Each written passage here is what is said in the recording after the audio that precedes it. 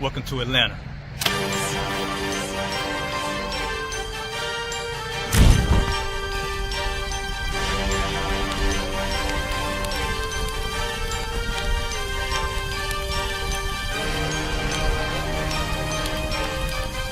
Price is Officer 5000, Jeremiah, the camp leader of Atlanta. Passover 2025, starting April the 9th, we got the lamb slaughter. April the 10th, we got General Muhammad's flag. April the 11th, we got the black party that's gonna have the Hebrew graduation. April the 12th, in Atlanta, Georgia, the 56th annual Passover, the only Passover under Commander Junior Hunter.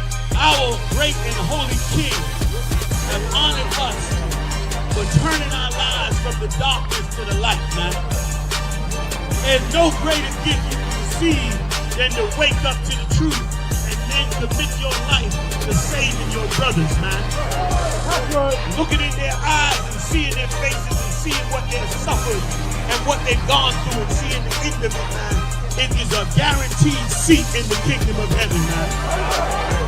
So in the name of our King I.S.U.P.K, we dedicate us another Passover of brothers and sisters' lives being saved. April the 13th, we got the Feast of Unleavened Bread.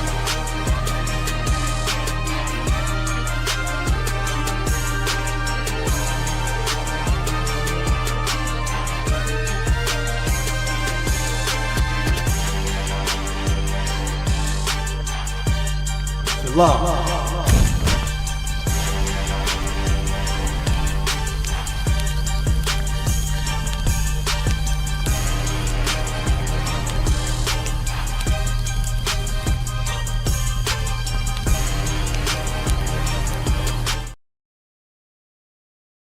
Hey, listen, brothers and sisters, man, if you like what you hear, hit the subscribe button, man. Subscribe to this channel. And also, please, go to ISUPK.com and pay your tithe. Drop me some cash so we can move around this planet like we need to, man, and do the things we need to do. They're one West. They're one West. They're one West. They're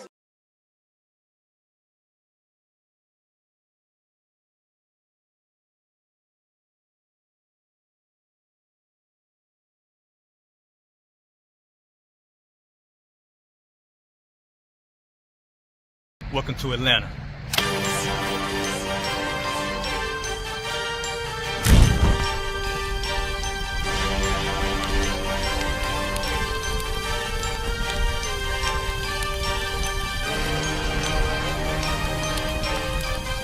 Price is Officer 5000, Jeremiah, the camp leader of Atlanta. Passover 2025, starting April the 9th, we got the lamb slaughter. April the 10th, we got General Muhammad's flag. April the 11th, we got the black party that's gonna have the Hebrew graduation. April the 12th, in Atlanta, Georgia, the 56th annual Passover, the only Passover under Commander Junior Hunter. Our great and holy King have honored us for turning our lives from the darkness to the light, man. There's no greater gift you can receive than to wake up to the truth and then commit your life to saving your brothers, man. Looking in their eyes and seeing their faces and seeing what they've suffered and what they've gone through and seeing the end of it, man. It is a guaranteed seat in the kingdom of heaven, man. So in the name of our King I.S.U.P.K, we dedicate us another Passover of brothers and sisters' lives being saved. April the 13th, we got the Feast of Unleavened Bread.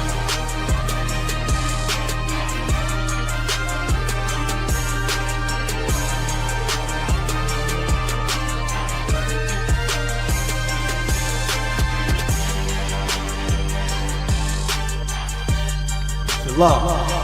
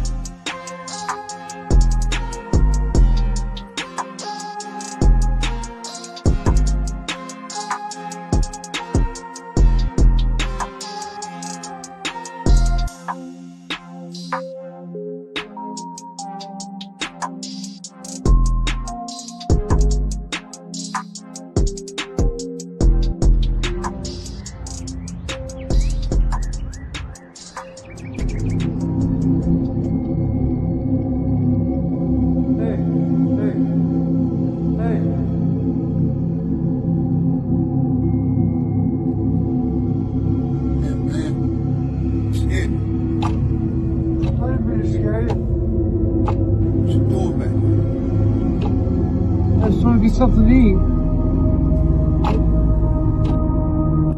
I got some change for you. Go on real quick.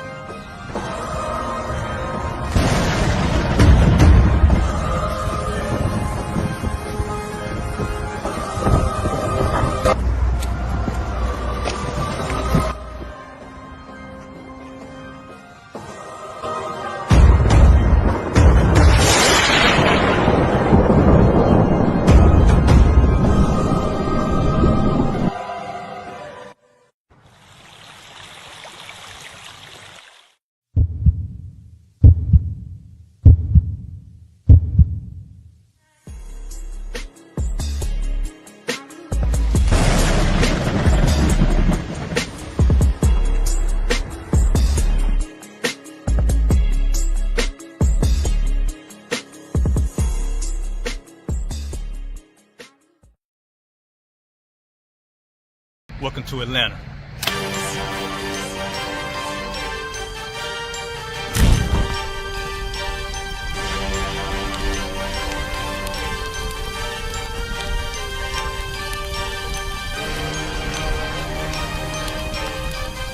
Price is Officer 5000, Jeremiah, the camp leader of Atlanta.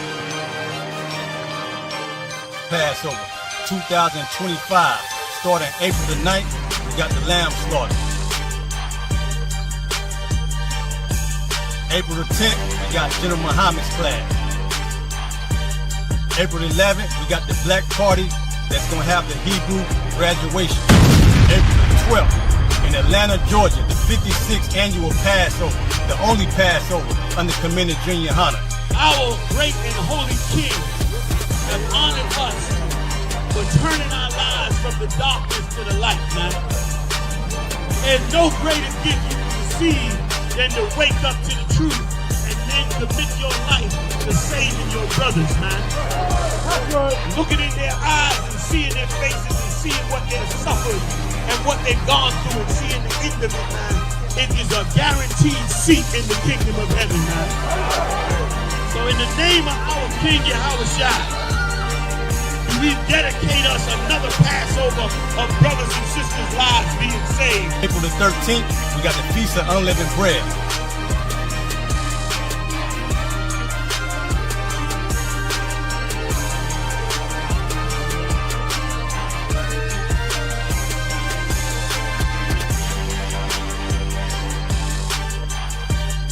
Shalom.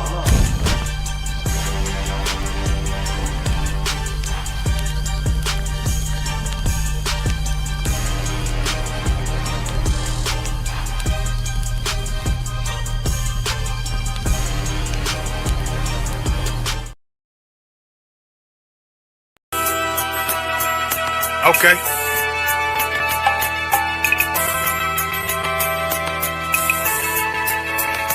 Homie, I've been... There's a king that's coming back to save our people. Now, we should be preparing ourselves for the return of our king, not stuck up in these denominations and religions that's destroying our people and destroying our nation. So when we are in this kingdom and a brother or a sister is doing wickedly in this kingdom, we must tell them, look, the world is expecting you to stay docile, to stay stupid. That's what Christianity teaches our people.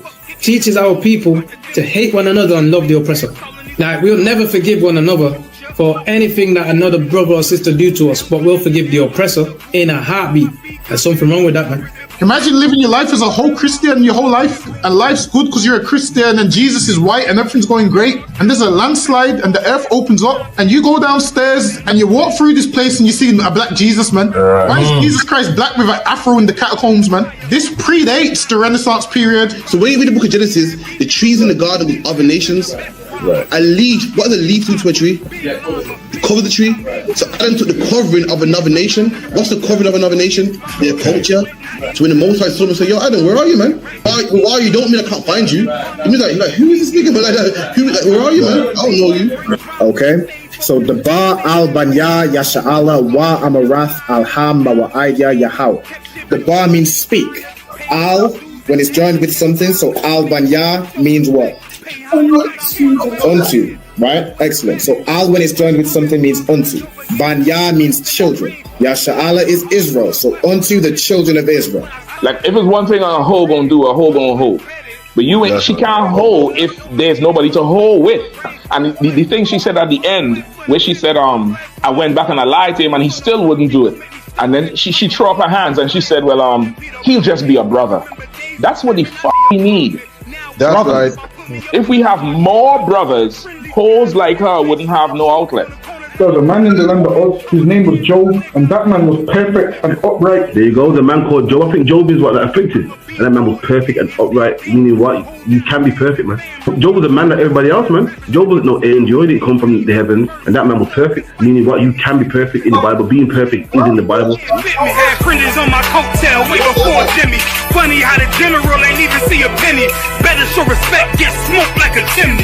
Keep my name out your mouth, don't even think it. Send a real Smith that y'all know Jada Pinkett. Both ball heads, my grain a $1.50. Lost my man to the game, that pain that stuck with me. Had to find a cheat code to the street though, cause them niggas getting fouled, shoot you like a free throw. Keep spitting acid like a Mino, and the nigga be the nicest with a mean flow. Alright, Shalom with the I.S.U.P.K. First clap it up, first and foremost, Salakia. With the I.S.U.P.K. started out of 125th Street, Harlem, New York, under Commanding General Yohana. And from 1969, we've been teaching the truth that blacks, Hispanics, and Native Indians are the real Jews according to the Bible.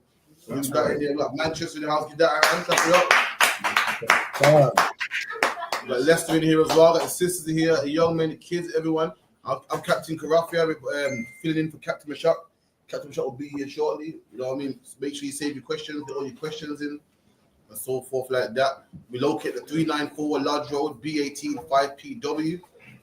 Monday, Wednesday, Thursday, the classes at 7 to 9. So make sure you land, ask your questions, get deprogrammed. We also got a Brotherhood class, which is every Tuesday online, 7 to 9.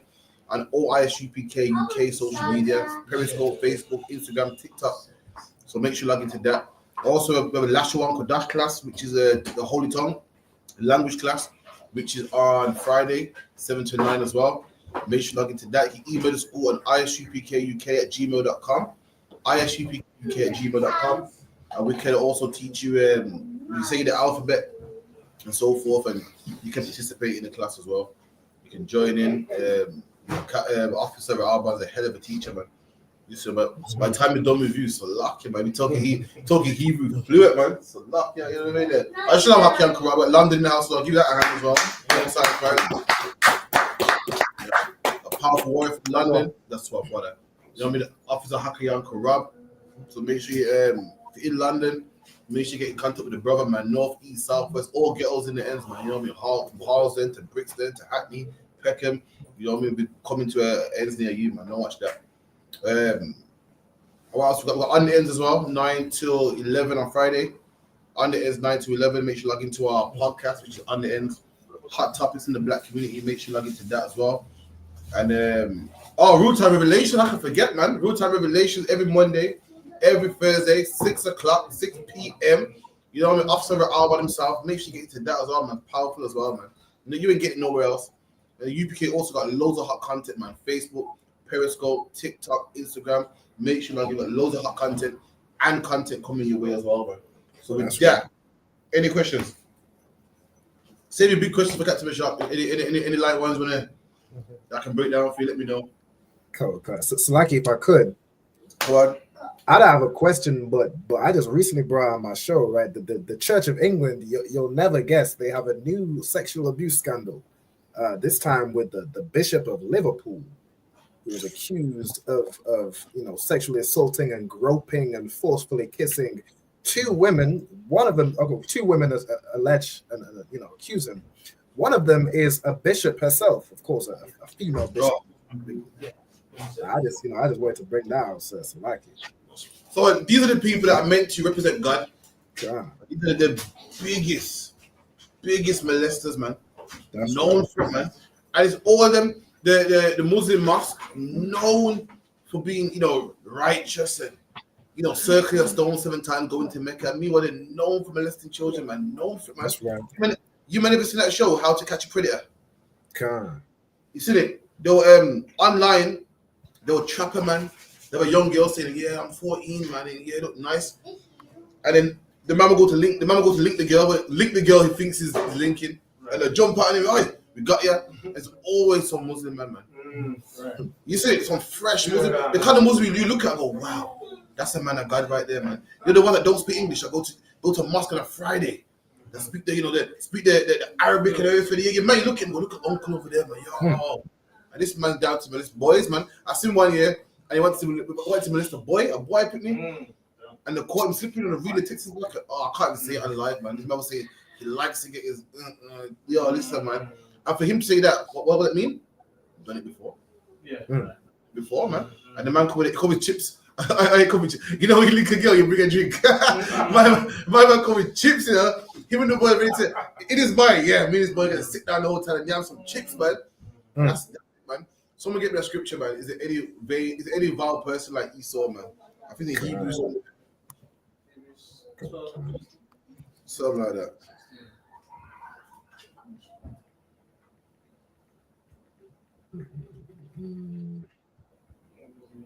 Hebrews 12:16.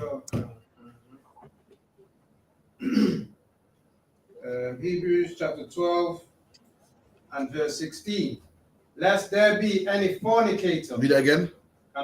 Lest there be any fornicator. And the Bible says, lest there be any fornicator, man. Fornication is what unlawful sex. Right. 2 men together, 2 women together, underage sex, having sex with a man, woman. All that stuff is fornication. And the Bible says there's no greater fornicator. Come on. Lest there be any fornicator or profane person. Profane someone filthy, man. Someone filthy. The Bible says thou shalt have one God. There's a man out there saying no. You can have freedom of choice. Any God you want. The Bible got a man should lie with a man. The next man say no. You can marry whoever you want as long as it's love. That's one's profane, man. Profanity, man. Come on. Lest there be any profane person as Esau. As who? As Esau. And there you go with Alban. You're Alban being young, and righteous. You know what I mean? And he's thinking, huh? A pastor raping people. Wow, it's shocking. Rightfully so. You're supposed to feel like that. But ain't no one more profane than them. He didn't say Esau's profane, but not the vicar. Right. Didn't say Esau's profane, but not the bishop, but not the Catholic Church. He said they are profane, man. Right. Whether they're a pastor, a vicar. What's that thing in the color, man? I've never got close upon one to see what it is. You've seen one before. What is it? Is that regular? Yeah, the white thing. Is that regular shirt color or something? What is it? I think it's like some piece of paper they just put in there. So is that a regular color though that they could put in between it, or is it a whole different shirt? That's a white thing in between. Oh. Put it out. Okay, yeah, man. But don't let that strip fool you, man. So lucky, yeah. Exactly. They get hold of them boys that pull at that strip, man. They pull at that next up, man, and become the regular shirt. It becomes a party shirt, right, man. Be careful, man. But no fornicate Esau. Don't matter if they're wearing a Catholic gown. Don't matter if they're wearing a pinstripe suit, 3-piece suit. Don't matter if they got MP in front of their name. It don't matter if they got PM in front of their name or member of parliament or sir. It don't matter if they're called the Queen's son. If their name is Prince Andrew, they are fornicators, man. Right. Come on. Who for one morsel of meat sold his birthright. And for one morsel of meat, morsel of Old English word for piece. For one piece of meat sold his birthright, man. That's Esau, man. Esau sell anything for money. So anything for money, man. You know what? Anyone keep up the news about England? The English people are crying, oh, the immigrants and England ain't what it used to be back in the day. And listen, this is what white people don't understand. England do not care, man. But the people hate it, but as long as they get paid, they're going to do it, man. England saw what? The biggest building in London, and they're going to turn it into a mosque now. Right. But Easter don't care about his birthright. He like, you know what, England's British. I'm going to keep it British, man. So you pay him. Give me the money. Right. The Royal Mail, it's called the Royal Mail, man. You'll think a man will go, I'm keeping the Royal Mail, keeping it British. He sold it. He don't give for one more to me, he'll sell his birthright. The things that make Britain sold it, sold the airport. The airport ain't British no more. The public got more integrity than the people on top. The public that want to keep it, you know, Britain, want to keep it British, want to keep British. Listen, England would never be British again. Right. England will always be multicultural, will always be diverse. Why? Because people are paying to come here, man. Students are paying to come here, and England will never turn away money. For one morsel of meat, for meat, they will give out their own birthright, man. Right. For money, they will sell the Royal Mail. For money, they will sell their own airport, man. For money, they sold. Hear about it in London. So the biggest building in London, and it's going to become a mosque. I heard about it. That's it, man. People want to keep it Britain and keep it British. So they actually sold it. So that's been sold, man. If you could have find it, I think the first mosque or something like that. So if you can't, that's too hard. Give me a quick read on that.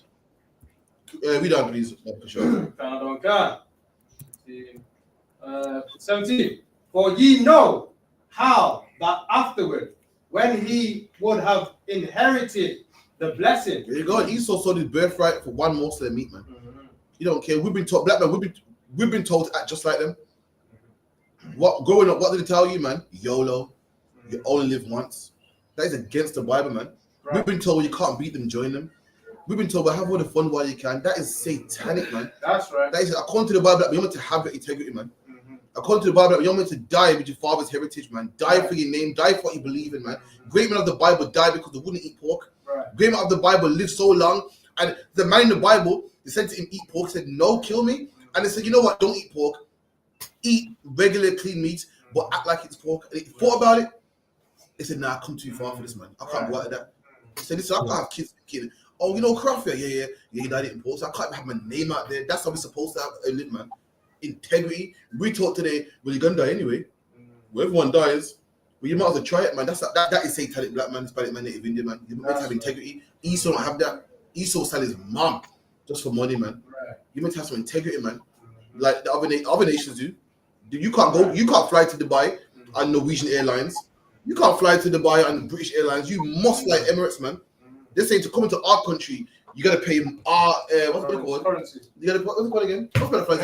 You gotta pay our airline, our pilots for money in our country. That's a man that loves his country. Esau, on the other hand, just where's the money at, man? And the public hate, and it's mad because the public want to hate, the public want to riot and hate the immigrants. So really, you want to riot against your own politicians, man. Right. They're the ones that don't care. Right. They don't want to say in America too. Let me tell you something about America. Listen, Trump would never get rid of Mexicans, man. Right. Why? Because Mexicans work cheap. Right. Mexicans work for cheap, and the people hate it, but the government love it, man. Right. That's right. They don't care. Listen, the fact that black people are in England shows how much they don't care. The public hated it, man, but the government's like, shit, these black men are coming here for free, man. Right. They come for cheap. White landlords hate black people so bad. Meanwhile, you did his houses. He was charging for a room. It was real. If you hate black people so much, said no, I ain't giving you nothing. I can make money after that, you know. Right. A 5-bedroom house for a white man, I have to charge for the whole house. For a black man, can charge you. That's how much you love money, man. Exactly. You really had integrity. You wouldn't give us none. But like, read it again for one more, Slammy. Okay. For one more, for you know how that afterwards, when he would select it. For you from the top, select it. One more, Slammy, you sold his birthright. Lest there be any fornicator or profane person as Esau, who for one morsel of meat sold his birthright. There you go. For one morsel of meat sold his birthright, man. You don't have no integrity. You don't stand for nothing. You don't die for nothing, man. You know what I mean? Give me what you got, Alban. Come on, sir. Muslim billionaire to convert iconic London landmark into mosque. Look at a London landmark. You still don't know a little building on the side, you know. Give me a landmark of Manchester. Give me a landmark that people look at. Oh, this is Manchester. Give me a landmark that when you go to Manchester, you go, I'm in Manchester, man. What was it? Old Trafford. That is a London landmark, man. Trafford Centre. Oh, you look at it, you go, I'm in Manchester. Everyone knows that. And imagine you saw that Right. for money. Birmingham got the bull, got that building with the bubbles, that blue building with the silver bubbles all over it, man. Those are landmarks. This is a liquor building, and they sold that for a mosque. A so-called Christian country sold it to the opposition for money. Old Trafford Centre. London, forget about it, man. London got the Big Ben, House of Parliament, and imagine you sold that just for money. That's Esau. That's what you're dealing with. Right. And that's why when they see men in the UPK, they can't fathom us. They can't break us down because as far as they're concerned, everyone got a price. Right. And they see us, man, we don't have a price. And like, yo, so how much money can I teach? Can I give you to not teach the doctrine? None. Right. Right. Well, how about I scare you and threaten you with jail time? Well, come on then. Do it. That's right. Some people see us, go on then, and they can't get head around it. For what's wrong with these niggas, man? Them drug dealers, you know, I can punk them. I can buy them. I give them money. I can say this is 5 years. You better snitch. But these niggas here, what is it, man? Why could we work for the Lord, man? That's right. Let me tell you something. For men to work for the Lord, let me tell you something, man. Joe Muhammad says ages ago, and I never forget it, man. He said it beats me how people think they can intimidate a man that says the Lord, man. Are you aware that we do this for God? For God? So if we start for you, then that means you're greater than God. Let me get this right. Like, you're thinking too much of yourself. I'm out here on this road for God. Right. Teach you what I teach for God. And you're telling me you better stop. Or I'm going to kill you. You better stop or I'm going to get angry. I feel God more than you. So sorry, man. Right. I don't know who you think you are. I don't know who you think you are. Your own horn. I don't know who told you you're great. What's the lucky, man? I'm out here for a man way more powerful than you, man. That's right. That's right. You might go get your gun, man. We ain't scared, man. So lucky. Go on, Alban. Come on, Khan. It says, billionaire Asif Aziz has obtained permissions to convert part of London's iconic Trocadero building into a mosque and Islamic center. There you go. And did he steal it? Did he rob it? Did he take it off someone? No, they sold it to him for one morsel of meat, man. They sold an iconic building to a Muslim. The same people blowing up your country. The same people who you sent troops to Iraq to fight against. Right. That's England, man. Give me the one with the Royal Mail, and we'll move from here. Come. What did the Royal Mail do? I think Royal Mail got sold recently. Come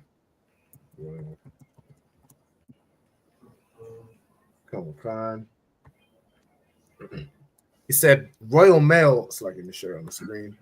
Royal Mail was sold to Daniel Kretinsky, EP Group, in December 2024. Come on.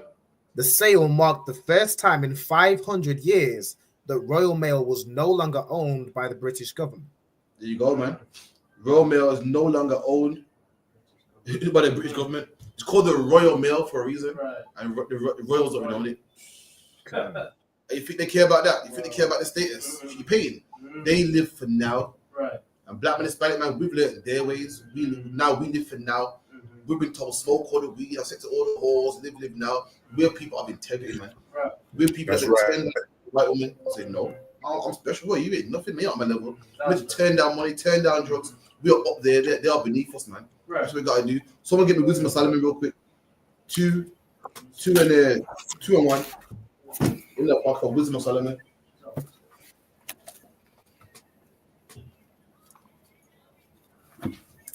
And for too long, we've been in the church, the mosque. Wisdom of Solomon.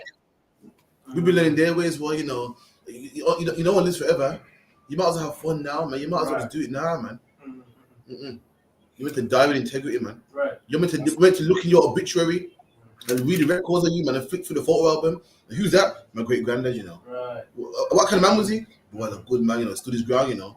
Never had sex with the next man. Right. Never had a white woman, man. Never. That's it to be. Right. Go down. Your name is everything, man. Go down in history as a strong, upstanding man. Not no greedy bastard that eats anything and takes anything now, man. Come on. Wisdom of Solomon 2, verse 8. Let us crown ourselves. No, 2 and 1, 2 and 1, Baba Kasha. Salakia? Wisdom of Solomon 2 and 1, Baba Kasha. Salakia. Oh, Salakia, sir. Wisdom of Solomon 2, verse 1. For the ungodly said, reasoning with themselves. And this is what the ungodly say. This is what the ungodly say in their mind. This is how they think.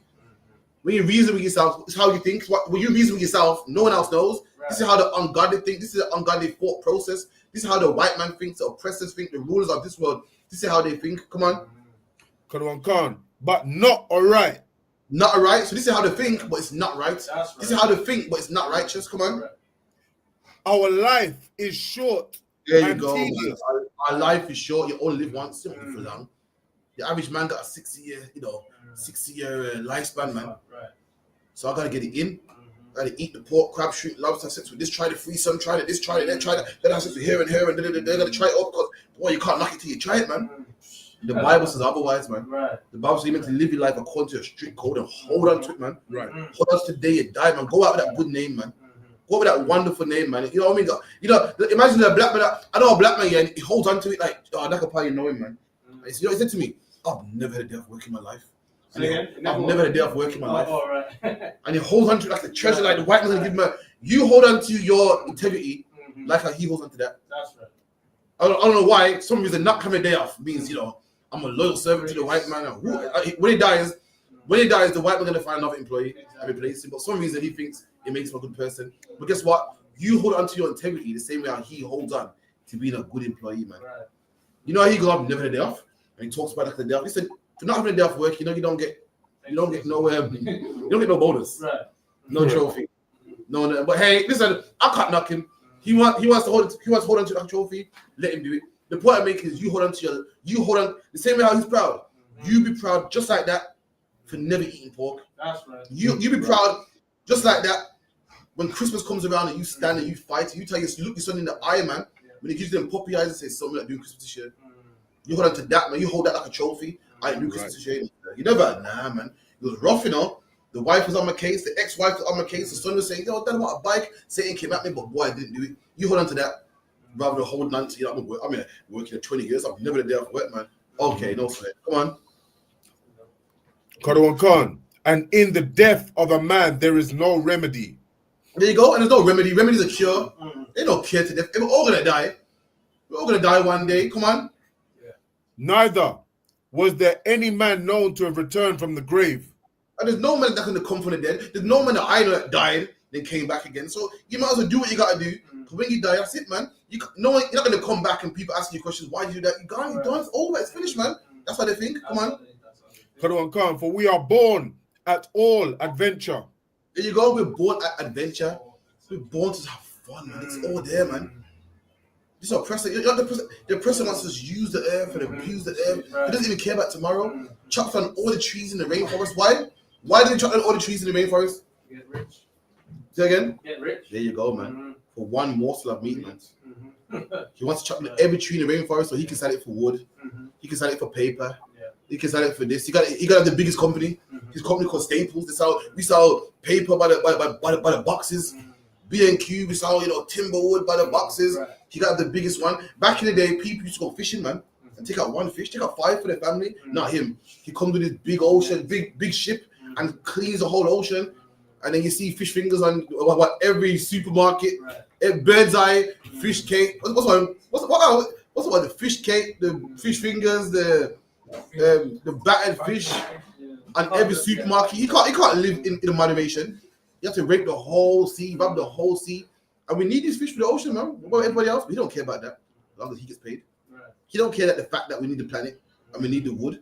As long as his paper company can make money, as long as his wood company can make money, as long as B&Q can keep functioning, as long as Home Bar can keep functioning, Home Depot can keep functioning, he don't give a damn. Come on. Right. Khan. And we shall be hereafter as though we've never been. There you go. And people are going to forget about us. We're going to be here like, wasn't here? Who again? Who? So shit, we might as well get it in.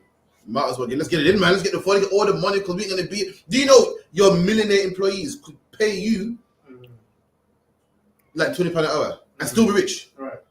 But why pay £20 an hour when I can pay 10? So even they are. I could pay you £20 an hour and still be rich, still be a millionaire. Right. But I'd rather pay you 10 and be a gazillionaire. That's the thing. It's horrible. Just just mean and don't care about the future. They don't care about this planet when their children got to live on the planet when they're gone. They don't care. It's all about me. That's how Esau thinks. And black people, we picked up that culture. It's not our culture, man. It's not. It's theirs. Come on. Khan. For the For the breath in our nostrils is as smoke. And the breath in our nostrils is like smoke. Carry on. And a little spark in the moving of our heart. It's like a spark. You know how spark is bang and gone. So that's our life. You hear 1 minute, boom, gone next. Come on. Which being extinguished, our body shall be turned into ashes. You go. And our life is going to be extinguished. You know how you extinguish a fire? You put a fire out. He said our life is going to be extinguished. We're not here long. Come on. And our spirit shall vanish as the soft air. He said the wind comes. The wind's here. You ever saying gone with the wind? The wind just comes and goes. Our spirit's going to be gone with the wind. Come on. And our name shall be forgotten in time. And there you go. Our name shall be forgotten in time. Time to compute and say, who? Haki and who? Come on. And no man shall have our works in remembrance. And no one's going to remember us. Come on. And our life shall pass away as a trace of a cloud. Come on. And shall be dispersed as a mist that is driven away with the beams of the sun and overcome with the heat thereof. Most High. All right, with that, my hand up to Priest and Prophet, captain of 13,000, Captain Mashap Mayama. Clap it up. I'm doing this good. All right, what we doing? I'm breaking down Ecclesiasticus. You know how the oppressor sold the royal mail? I'll show you how Esau sold anything for more than me. Oh yeah, I saw that story. Okay, why did sell royal mail? What's the issue with it? Going bankrupt? Yeah, I'm saying how for money they'll do anything. They sold a big monumental building in Central, and they sold royal mail. So letting them know that like the people hate it, and everyone says we want British culture back, but the government love it. How much did sell royal mail for? 3.6. I'm gonna article. You can read it. Yeah. Let me hear the article. Come on. It says right here, royal mail takeover by Czech billionaire. Okay, that's you. Cancer. Okay, you gotta come up closer. I can't see your head at all or nothing. Oh, you gotta sit up in the computer so the camera could see it. All right? That's way better. All right, priest. Go ahead. Royal mail takeover by Czech billionaire Daniel Kretinsky approved. It says right here, the sale of Royal Mail's parent company to the Czech billionaire Daniel Kretinsky has been approved by the UK government after a review under national security laws. They had to check him because he close to Russia. Okay. That's why they had to check him with the national security and Royal Mail because, of course, packages with terrorism and all that shit. Nah, I think you had to cut it out. All you had to do is hit the gears wheel on the bottom. No, I pulled your mic out. Hold on. Yeah, you had to cut the whole stream. That's all. Yep. All right, Robin, you can hear me? Come on, sir. I can hear you. All right, yeah, go ahead. The £3.6 billion takeover of International Distribution Services, the owner of the 508-year-old Royal Mail by Kretinsky's EP Group, was confirmed on Monday morning. This is back. No, $3.6 billion is not a lot of money. Wow. That's not a lot of money. Black people could have bought Royal Mail. 3.6 billion. What's the GDP of Jamaica? Somebody Google that quickly. Get your phones out. Man. GDP. Let's look up GDP of Jamaica. GDP of Jamaica is 19.42 billion. 19.42 billion. And this is 2023. Right, and that's from 2023. 19.4 billion. So what? How much it was? 3 point something? 3.6. So let's say 4 billion out of 20. That's what, 20%. That's a lot for one country. But England done got rich off of the entire Caribbean. Right. Look up the GDP for Trinidad. Give me the GDP for Rida, Antigua, Barbuda. Tisapon, give me the GDP for Grenada or Barbados. It's beautiful. So what's the GDP, Sakia? Look that up too. Shit. Gross domestic product. The gross domestic product. It's really the government profit, not profit and loss, but it's their revenue from selling and trade and all that type of stuff. It's the books, like that's how much money they make or how much money all their exports is worth. You could look it up for a more specific definition, all right? Come on. For Trinidad, sir, the GDP is 28.14 billion US dollars. 28.14, let's say 28 billion. That's US? That is US. And the Jamaican one is US too? Yeah, 19. Oh, well, that's even more. That's even better, I mean. Because now we ain't even talking about so much when it comes to the UK money, right? What we have, Antigua Barbuda? 2.33 billion US dollars. So Antigua GDP is equal to the price of damn near equal to the price of Royal Mail. Go ahead. No, sorry. Oh yeah. No, sorry, my bad. Turn. No sweat. Cizapon, what you got?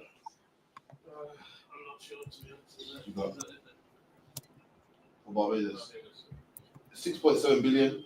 6.7 billion, right? So let's say it's 4 billion we had to get. This is 4 countries. Each of them could put a billion and still be, still be able to run. It's not going to be a deficit because Royal Mail is a revenue producing asset. It's not like you're buying, a monument that's just there. It's that money you put in to own it. You're gonna make more money. It's gonna make more. And guess what? Because the Caribbean come together and buy Royal Mail, guess who we employing? And guess who now could get visa? You understand what I'm saying? It still shows that we kind of like the Royal Mail is one business in the UK, and it's damn near some of these islands' revenue. So it's like the oppressor, the thief, man. What it stole is crazy. Exactly. Now you see why they burned down the French embassy in Congo. You all saw that recently? Nah, Oh, brother, Rob, find it for me. There's a video out. They're running there like that was their grandmother's house out. They're running there like it was no problem. You know what I mean? It's the French embassy or some French song. What's this one here now? Oh, rum cream, God damn, y'all trying to introduce my boy. I appreciate it, the water. All right. Oh, Rob, I can pull it up for you in the meantime if you need to. Cool. Oh, there you go. Pull up that CNN one. CNN? Cool. Hold on, Cap. Just let the thing play, and then you could dismiss it. Yeah, they went and they burned that. Just let it play for a second. Just let it play. They went and burned down that French embassy in the Congo Republic. All right. Cool.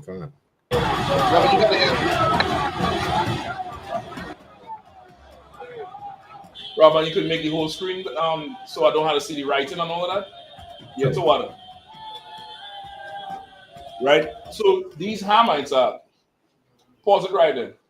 Cool, sir. Right? The Rwanda-backed M23 rebels targeted several embassies in East Congo, in East DR Congo Democratic Republic, because these Hamite nations is fed up with the French robbing them. It's absolutely fed up by the French robbing them. The French don't even use the franc anymore, which is the French money. They use the euro. These Hamite countries cannot use euro. They have to use the franc, which means in order for France has come and take their resources, France will purchase certain things from them. In order for that trade to go on, they now have to change their franc into euro, which is a trade in itself. It's like how the US dollar, like the petrodollar. You all know what the petrodollar is? No.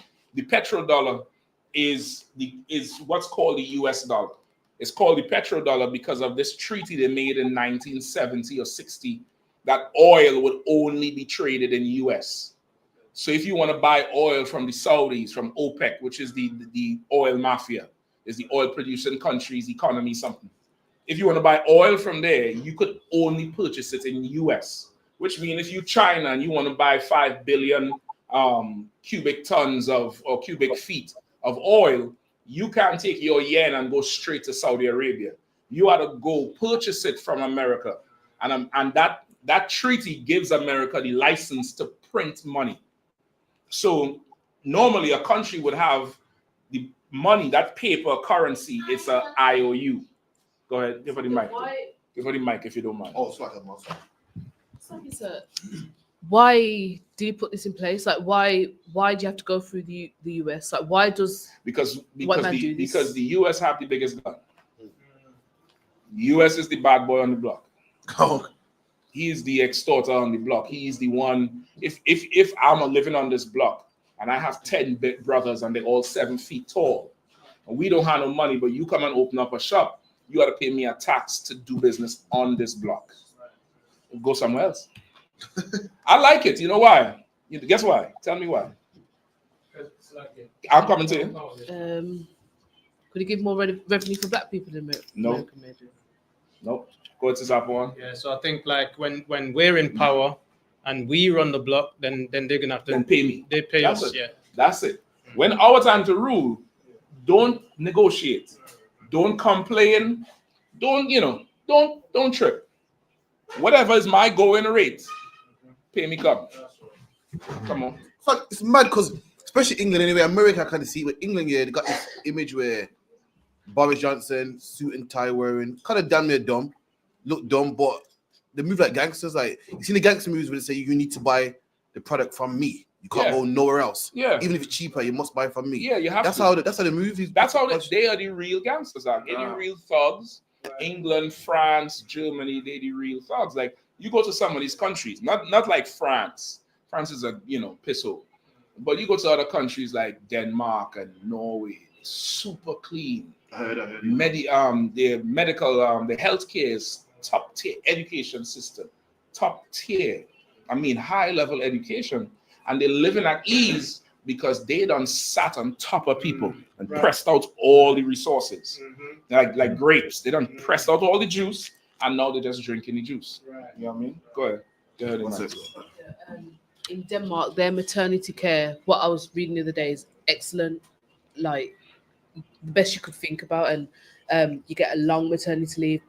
Fathers paid maternity for about over leave. a year. I think with the paid maternity leave, they have a whole other extension for you. Your job security is there.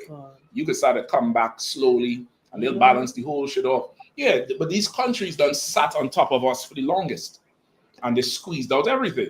So, brother, when the kingdom of heaven come, the scriptures say, find it for me, Rahman or Cap or whoever know it, where the forces of the Gentiles. Give me the forces of the Gentiles. All right. Isaiah 63. Yeah, Isaiah 60.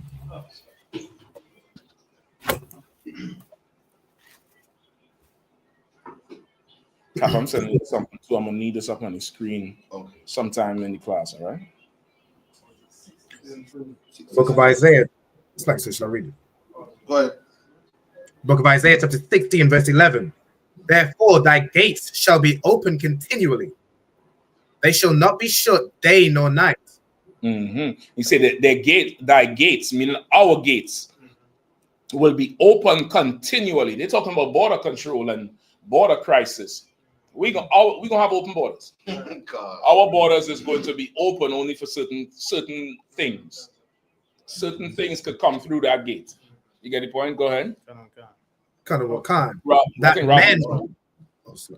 That men may bring unto thee the forces of the Gentiles. Read it again from the top. Kind of what kind? Therefore thy gates shall be open continually; they shall not be shut day nor night. Their gates shall be open continually.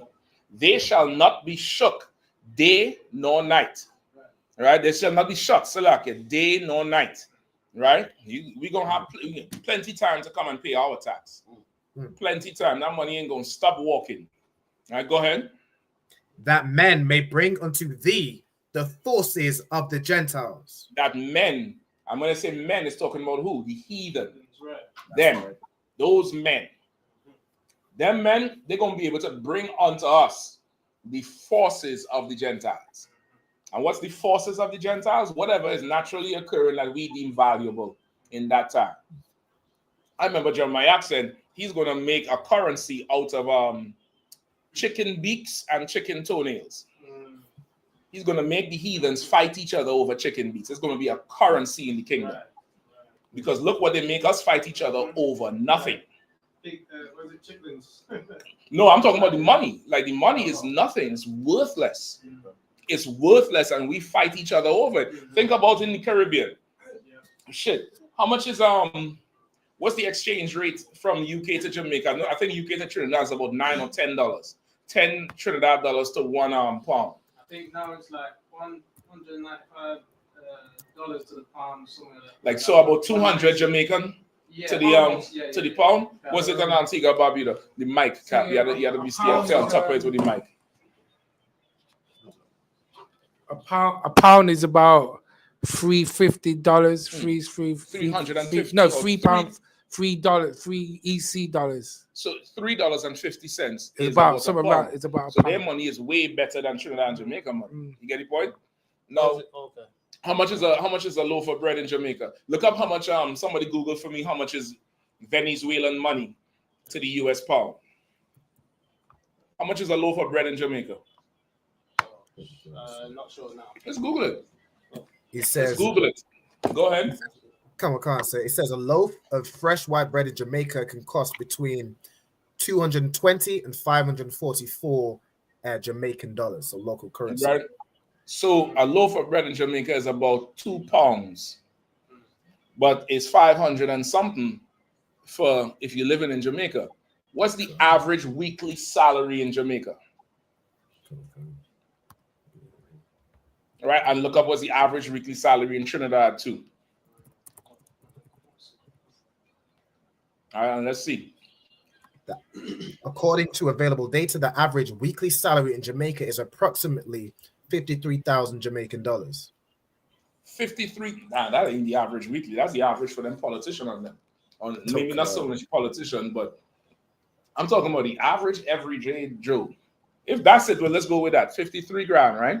So you have a loaf of bread. It's like it. Uh-huh. What was that? 53,000? 53,000 or 5,300? 53,000, sir. That's monthly or weekly? Yeah, it says weekly. From what it says here, sir. No way. That's what I'm saying. No way. No way. It's like, yeah, give some stuff. I'm in class now. You can call me back later. Or you can call me in about 2 hours. All right, call me in about 2 hours. All right? Give some stuff. All right. Anyway, once you're there, just let me know. The point I'm making is they would make us fight over trash, over nothing. You get the point? In our countries. Right. And when you convert, what we fighting over is pennies to them. You understand? So in the kingdom, they're going to have to bring whatever we want. And if we deem that your country is spending bird beaks, nigga, get to chopping. And them birds can't die because we had to eat. Get the point? Go ahead and read scripture one more time, Robin. Come on, sir. I did find a different figure online. When I searched weekly income, it gives 9,000 Jamaican dollars. I'm not hearing you, brother. Yeah, speak up a little bit. Come on, sir. I said I did find a different figure when I searched the weekly income. It gives a figure of around $9,000, 9,000 Jamaican dollars. That's what I thought. That's what I thought. I don't know. You probably had to look up that 53. That sounded way too high. That's way too high from what I've been hearing. So let's say around 9, and I want to even say it's a little bit lower. I want to say it's about 5 or 6, the average Joe, which is the bulk of the public, the taxi man, the construction man, you know what I mean, the day laborer, maybe teachers. That's your average, your bus driver. What they make in a week or a month. That's what you want to look at. And when you look at it and you translate that thing out, it's, maybe 150, 200 pounds, maybe. And that's you can't live on that as a person. You can't. But we in our countries fighting each other for that. Meanwhile, that's throwaway money for them. You get the point? Right. So now these Hamite countries, you could put up the same video with the Hamite. Come on, sir. These Hamite countries, they fed up. They absolutely fed up of how France is done pimping them. So they went in there and they burned down that place. Keep going. Come on. You can play it.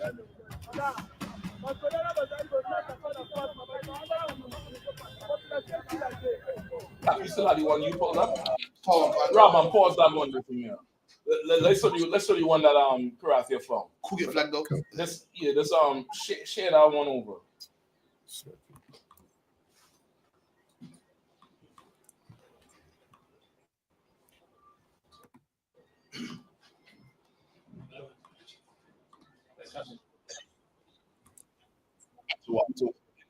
give me a little background, please.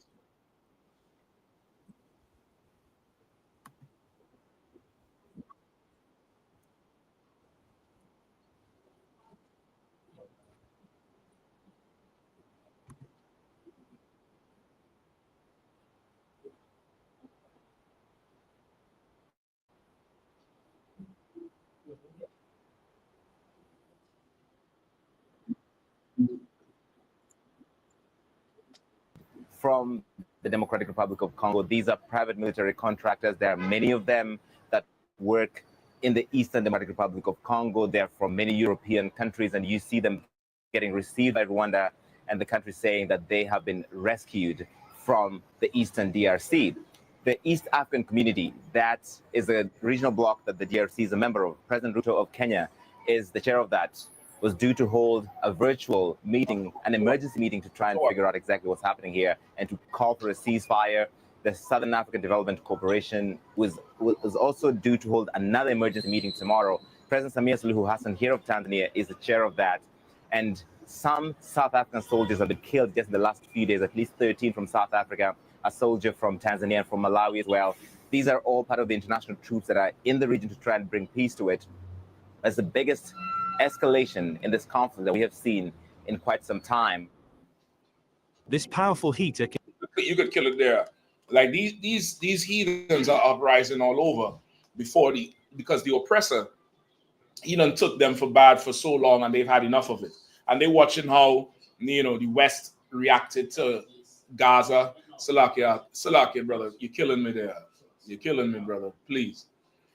They're reacting to how the West responded to Gaza and Israel. You get the point? They see how they respond to them, and they're looking at ain't nobody coming to their rescue, ain't nobody helping them out. So they decide enough is enough. Right? When you actually go and read up on all them Hamite countries that France is sitting over and not allowing them to spend the euro and they're not allowing them to sell their own natural resources to other markets. They could only sell it to France, and France is dictating the price. So imagine you could export bauxite or gold, and you could sell that to Russia. You could sell that to America for big money, for the going rate.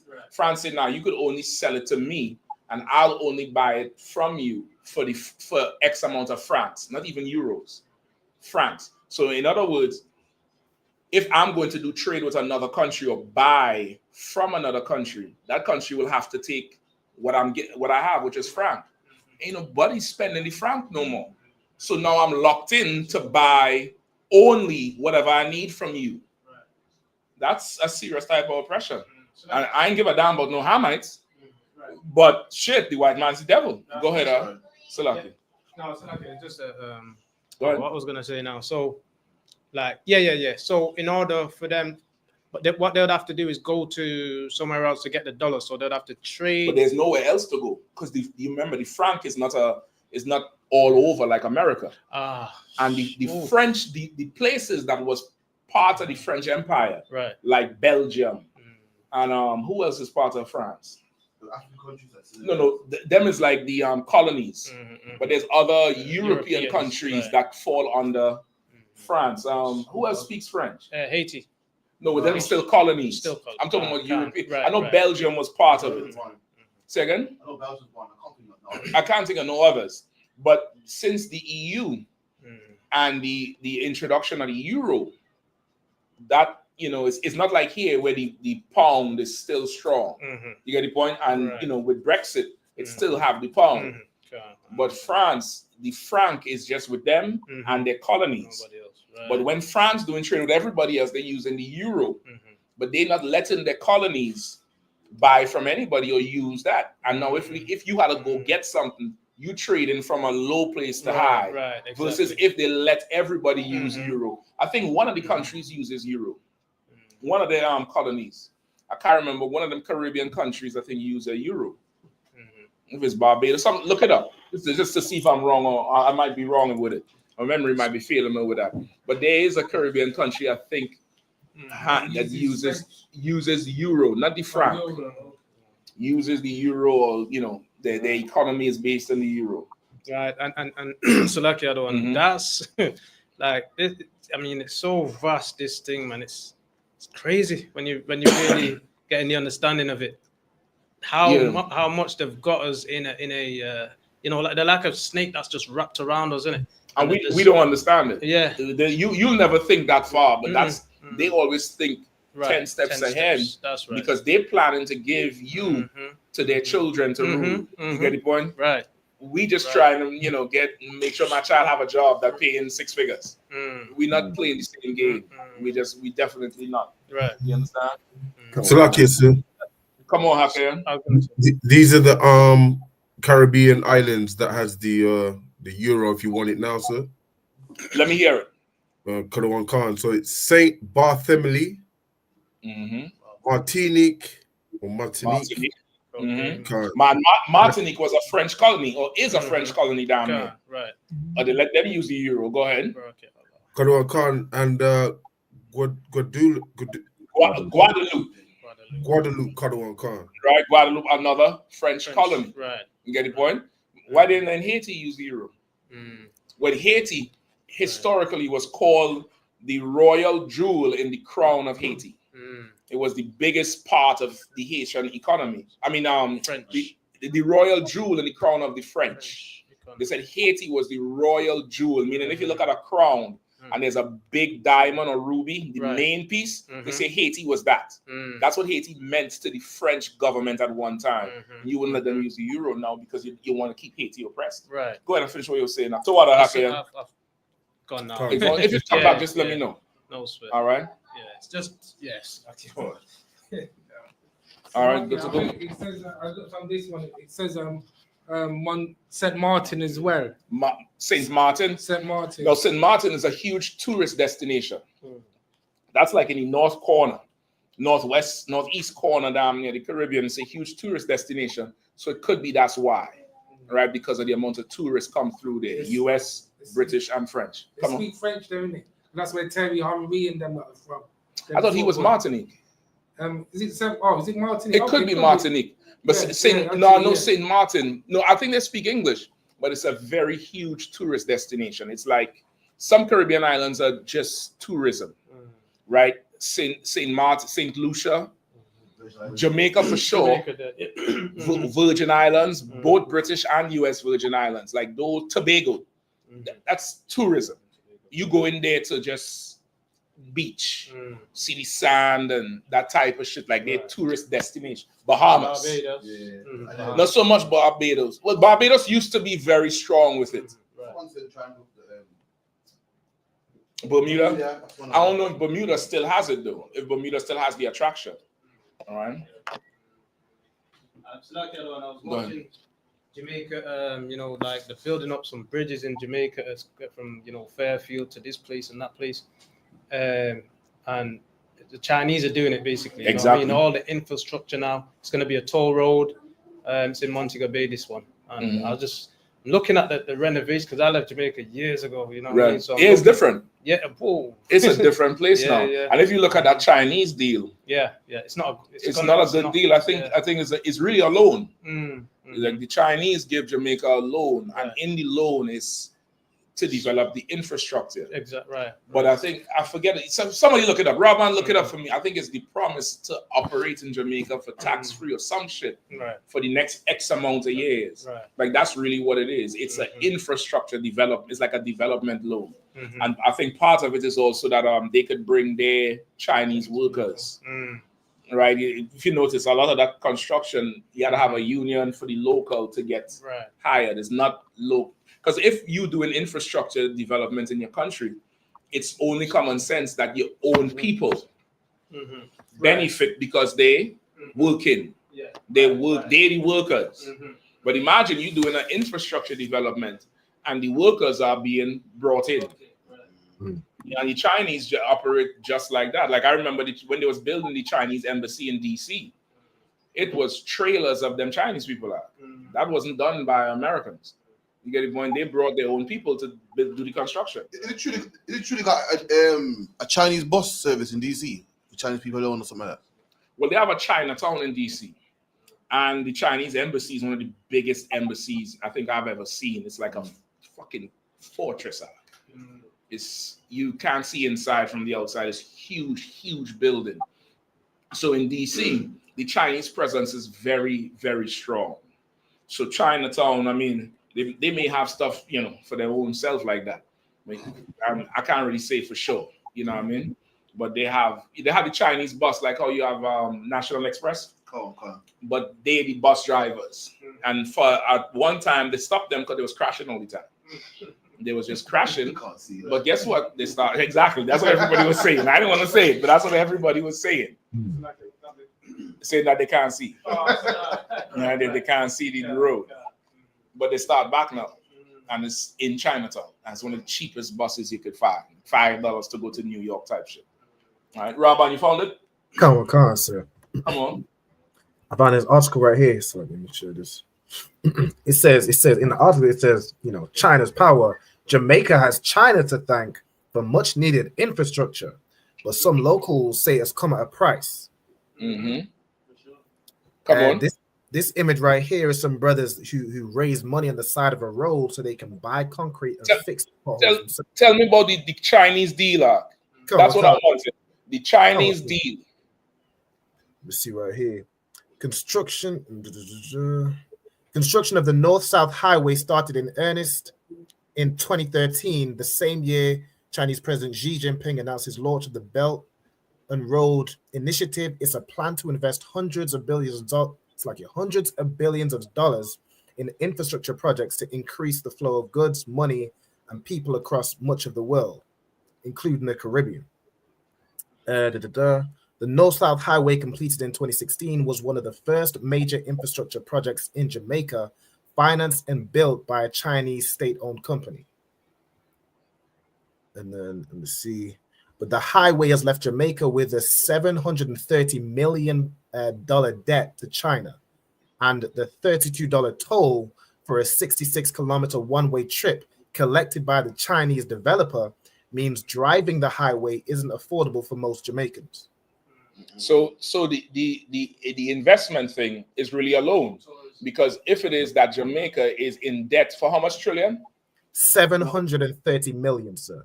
730 million. That's $750 million. Jamaica is in debt for, and on top of that, all the tolls is collected by China.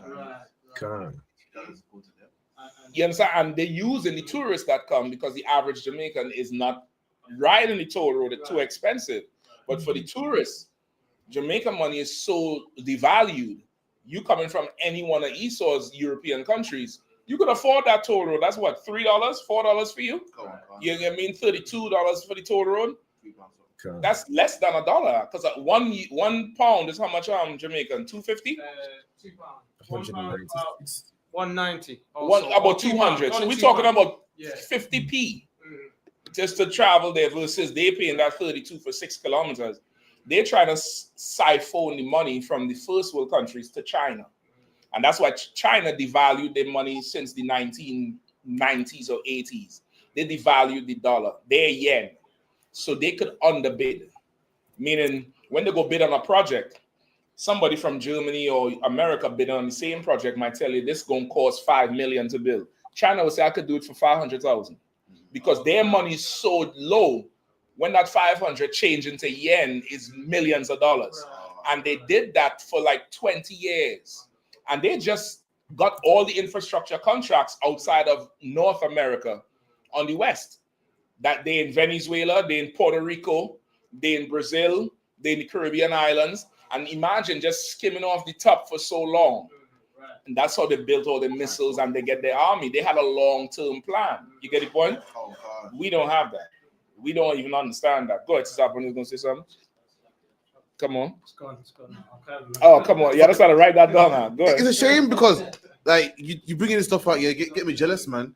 Like, you're talking how countries are trading and this and money and yen and stuff. And we just can't get off drugs, man. You know what I mean? We just, fighting for a block that we don't own. It's just making me jealous. Meanwhile, people are, trading and making money and got all types of, contracts and fine prints. And the people, we don't even close shit. No, we ain't nowhere there. Like, okay, I'm coming down to the class tonight, and this Pakistani just nearly run into me and T-bone the damn car. We stop in the middle of the road. I'm looking at him. He thinking, and because he see a woman driving, he ain't see me in the front. You figure whatever.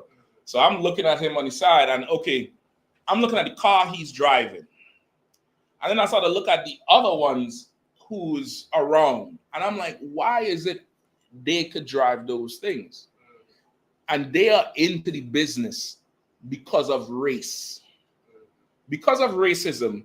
They will not come work for you.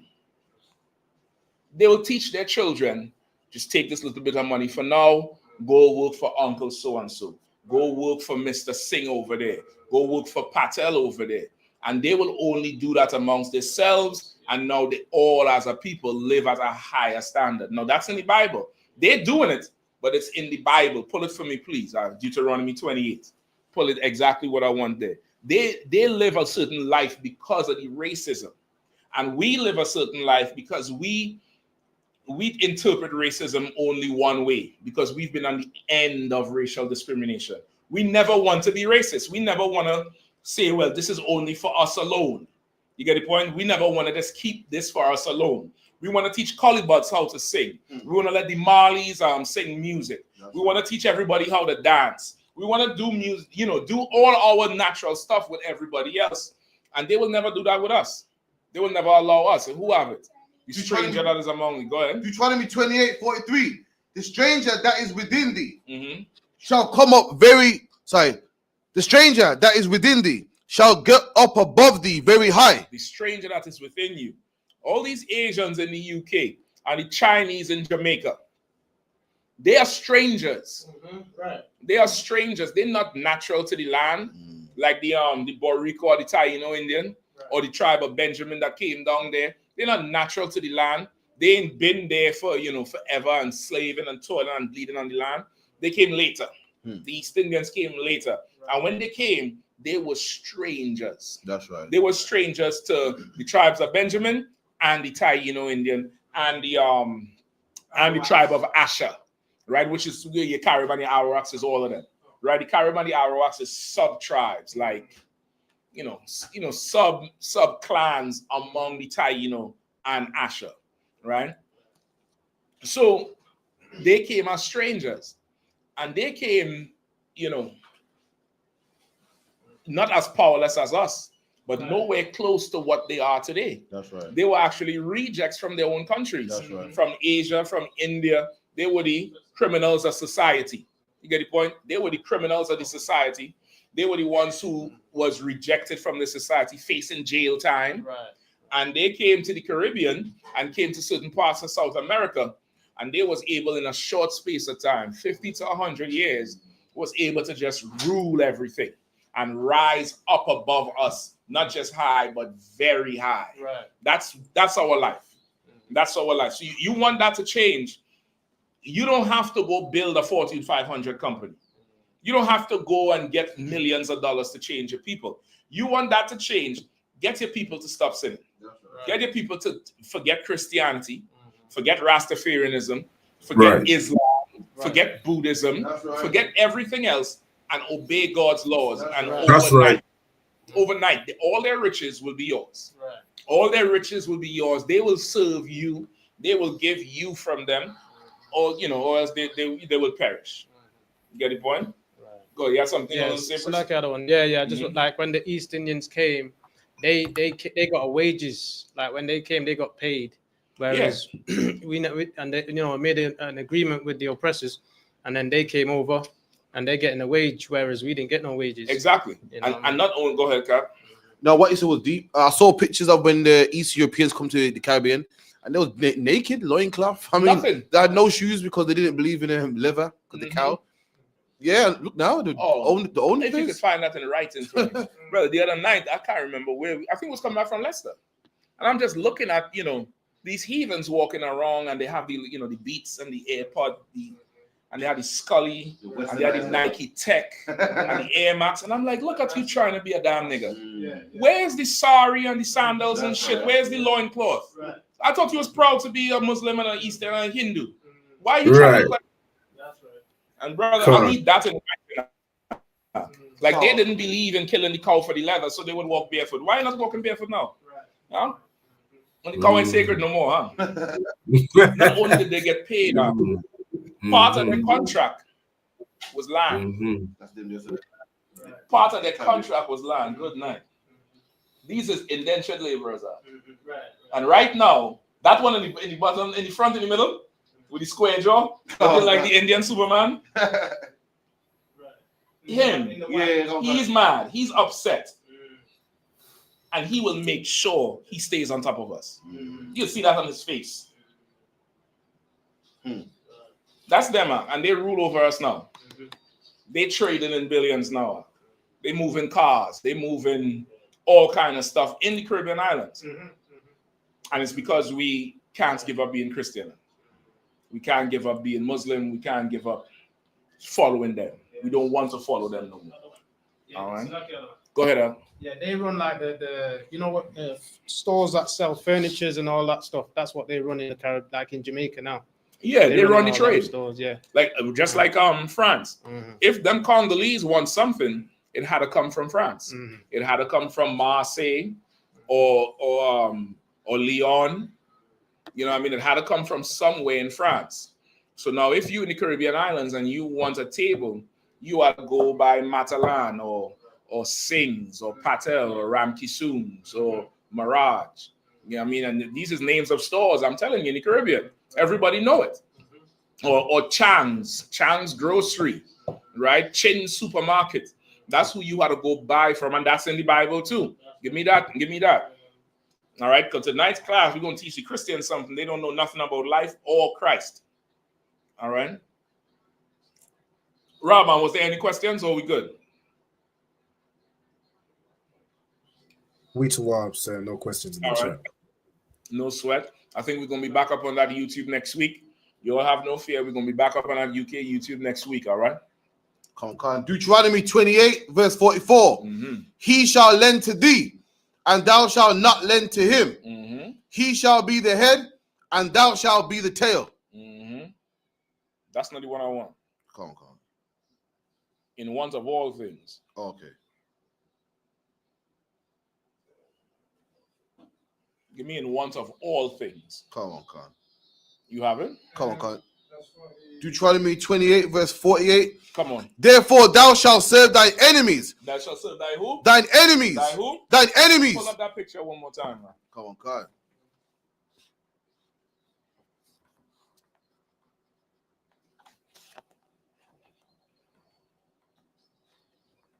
Whenever you find it, just read it, all right? I got it, sir. Come on, Khan. Therefore thou shalt serve thine enemies, which the Lord shall send against thee, in hunger and in thirst and in nakedness and in the want of all things. Which the Lord shall send against thee. Them indentured laborers, they came to the Caribbean because the Lord sent them against us. Right. The Lord sent the Asian, the Chinese man against us, the Pakistani man in our neighborhoods to be against us. They was never meant to be our friends. Who the Lord shall send against thee. And that's what it is. He shall send them against you. And what's read it again? Khan. Therefore thou shalt serve thine enemies, which the Lord shall send against thee, in hunger. In hunger. What does that mean? When you want to go buy bread, you have to buy it from them. That's right. Bread you could make yourself if you had your own fields and growing your own wheat. You could make your own bread. Go ahead. And in thirst. And in thirst, you got to go to them for something to drink, whether it's water or soda or alcohol. They're making it. They got the factories and just the field to grow everything, the barley, the hops, the grapes, anything. You got to go to them for. Go ahead. And in nakedness. And in nakedness, brother. To put clothes on your back, to cover your behind, you got to go to who? Versace, Calvin Klein, Levi, Tommy Hilfiger. These is actual names. They're not even making up names. It's not like even, you have some brand name Blackstone or something. These people names you're wearing. You the slave and they're putting the brand on you. That's why we say what? You got brands, boy. You fighting over, you clowning somebody over the slave man's brand. That's right. That's where we are. You understand? The same t-shirt that costs $2.99, they sell it for $5.50. And that's, us. Who? $5.50. In nakedness. We gotta go to them for everything. Your brother make a t-shirt, he wants $35 for it. Not worth it. This ain't no Versace. No shit, nigga. Go ahead. And in the want of all things. And in the want of all things. That's our life here. That's our life in the Caribbean. For everything that we want, we have to go to them for. When we could go to our Father and He provided, and how will He provide it? He'll send us against them. That's right.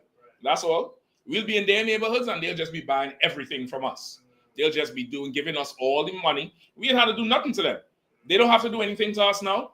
But when you go to the store, it's them. You go to Tesco, you go to Asda, you go to all these. Who own it? Them. They own everything. You get the point? Come on. Are we good with that? All right, let's rock. Give me any more. Was there a question you was breaking down, or that was it? That was it, sir. That was it. All right, no sweat. If there's no more questions in the class, go ahead. I've got one question in 66. Let's see if I can get an understanding of Isaiah 66. It's between 5 and 8. This one Isaiah 6 and 6. 66 verse Go ahead. Between 5 and 8. I got it here. Can Isaiah chapter 66 and verse 5. Hear the word of the Lord. 66, yeah, hear the word of the Lord, ye that tremble at his word, your brethren that hate you, that cast you out for my name's sake, said the Lord, be glorified. It's lucky. Let me go. Your brethren that hate you. What's going on, Kwan? Your brethren that hate you, that cast you out, for 66, other one, and 5. 66. Okay. I only hear in 6 to 6. God, 66 and what? 66 and 5. And 5. Yeah, just between 5 and 8, and then the last bit I want to talk a bit more understanding on as well. 24. So hear the word of the Lord, ye that tremble at his word. Your brethren that hated you, that cast you out for my name's sake, said, let the Lord be glorified. Hold on, man. Okay.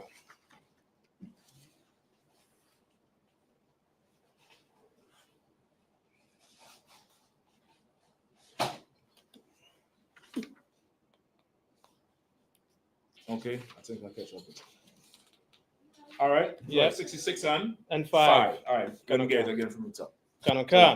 Hear the word of the Lord, ye that tremble at his word. Go ahead. Your brethren that hated you, that cast you out for my name's sake, said, let the Lord be glorified, but he shall appear to your joy, and they shall be ashamed. So is that talking about the oppressors? I might need some context on this. This one is not drawing any memory from me. Read from verse 1. Thus says the Lord, the heavens is my throne, and the earth is my footstool. Go ahead. Where is the house that ye built unto me? And where is the place of my rest? Right. So of course, you could use this for the church. This is a precept for the church. For everybody who build in some church and say the Lord is there, the Lord is there. Like, the Lord ain't in the church. That's right. He's not in the building. Right. He's not in that building that they're building. The kingdom of heaven is within you. Right. You get the point? Go ahead. For all those things has mine hand made, and all those things have been, says the Lord. But to this man will I look, even to him that is poor and of a contrite spirit. Contrite spirit. And trembleth at my word. Right. So he's saying, like how the Christians and the Muslims, they put the Lord in a house. The Hindus do it too, where they build a little hut in the bottom of the flags on the side of the house for their god. Right? He's saying, the heaven is my throne, the earth is my footstool. So imagine a man sitting somewhere and his foot stretches and rests on the earth. He's saying, I'm too big for all of that shit you're talking about. There's no building you could build to house me. Right. He said, furthermore, all these things my hand made. I made that shit. So who you think you are making some shit to house me? Nigga, I made the shit you made. You think you made. Right. Right? Say the Lord, but to this man I will look. He said, no, but you making those things because you want me to look at you. But this is who I will look at. You understand? The Christians, they make a big old church, massive mega church, and Muslims build a whole mosque 5 blocks long and put gold in it and all kind of shit because they want the Lord to look at them and be like, look, Lord, look at what I did for you. He said, I don't give a shit about none of that shit. The cement you make, I'll make the sand that you use. Yeah, I make the trees you cut down to make the wooden floor, the pews. I'm put the tree in the ground. Right. He said, I ain't looking at that. But unto this man will I look. That's right. And this is and I'm about to tell you who I actually notice it. Keep going. He that killeth an ox. No, Salakia. But to this man will I look. You read again. But to this man will I look, even to him that is poor. That is poor, right? I can't look at you because you got money to build a huge building that nobody lives in. And you wouldn't let nobody live in. Right.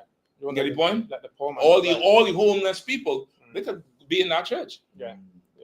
You could make the church a homeless shelter from Sunday night till Saturday morning and pay them to clean it and put it back together for Sunday mass. Right. And that's how it's running.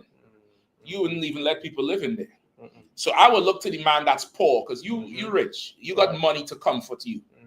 But a man who's poor, he don't have that to comfort him. I look to him that's poor. Go ahead. And of a contrite spirit. And of a contrite spirit. What does that mean? Right. You got the mic? Yeah, what does that mean? Like a upstanding spirit, like a righteous spirit. Look it up. That's not what it means. Contrite.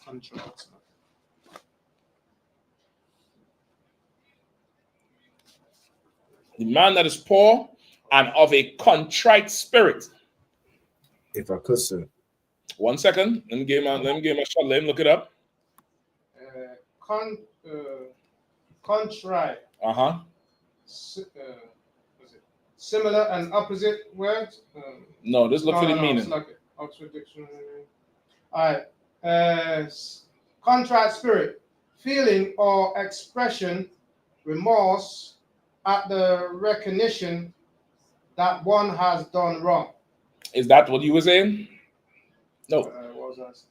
Contract. Like a righteous man, I would say that. No.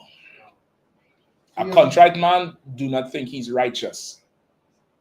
No, exactly. So not like I think I'm righteous, but a man that's he wants to do right or is doing right. You know what I'm saying? Like that's a. Read it again. Read it one more time. I'll come to you, sir. Right. Read it one more time. Feeling or a feeling or expression of expressing remorse. Remorse is what? Like you're sorry for something. Yes. Right. Like you've sinned and you repented, you're sorry for your sins, etc. Okay, it's deeper than that. It's you've done something and you're broken because of it. Right. You're broken. You're not proud about shit. You don't think you're better than nobody. You done did some shit you should die for. Right. You did some shit you should be in jail for. If people found out, they would kick you out the community for. Nobody would talk to you if they found out this shit. You're broken, and because of it, you are humble now. And you're willing to hear the Lord because your spirit is broken. This usually comes with tears in your quiet places. This usually comes with you taking a bath and you crying. You go to sleep at night and you put that pillow over your face and you shedding tears because you're tired of the life you're living, you're fed up and you're ready to change. Right. and you get up in the morning and you drag out that door. Hey, how you doing, brother? I'm all right. How you feeling? You good? You ain't proud. You ain't nothing. You ain't puffed up. You're not Christian. You're definitely not Muslim. Right. You get the point? I don't care. You are broken. Your spirit now is ready to be heard. Is ready to hear. That's a different thing to what you say. You understand what I'm saying? Yeah. All right. Any more on contrite? In the Bible or on here? Contrite there. There says feeling or expression, remorse at the recognition that one has done wrong. Yeah, that was it on that. That's really day one in the UPK. Right. You come to the UPK, you start hearing things that you did not know was off. And there's two types of people. What's the two types? I think one's a proud nigga, like, well, so I'm born this way, and another man's the man like, really? Shit, I gotta change, man. I'm disgusting. I can't believe that's me. Can't believe that's me. And the other person is just like, you know, I was born doing this. That's how I am. What you want me to do? Change? It's two types. And even with the second type, there's still two types. There's a man who will recognize, damn, I did this shit, I'm wrong. Let me come and get right.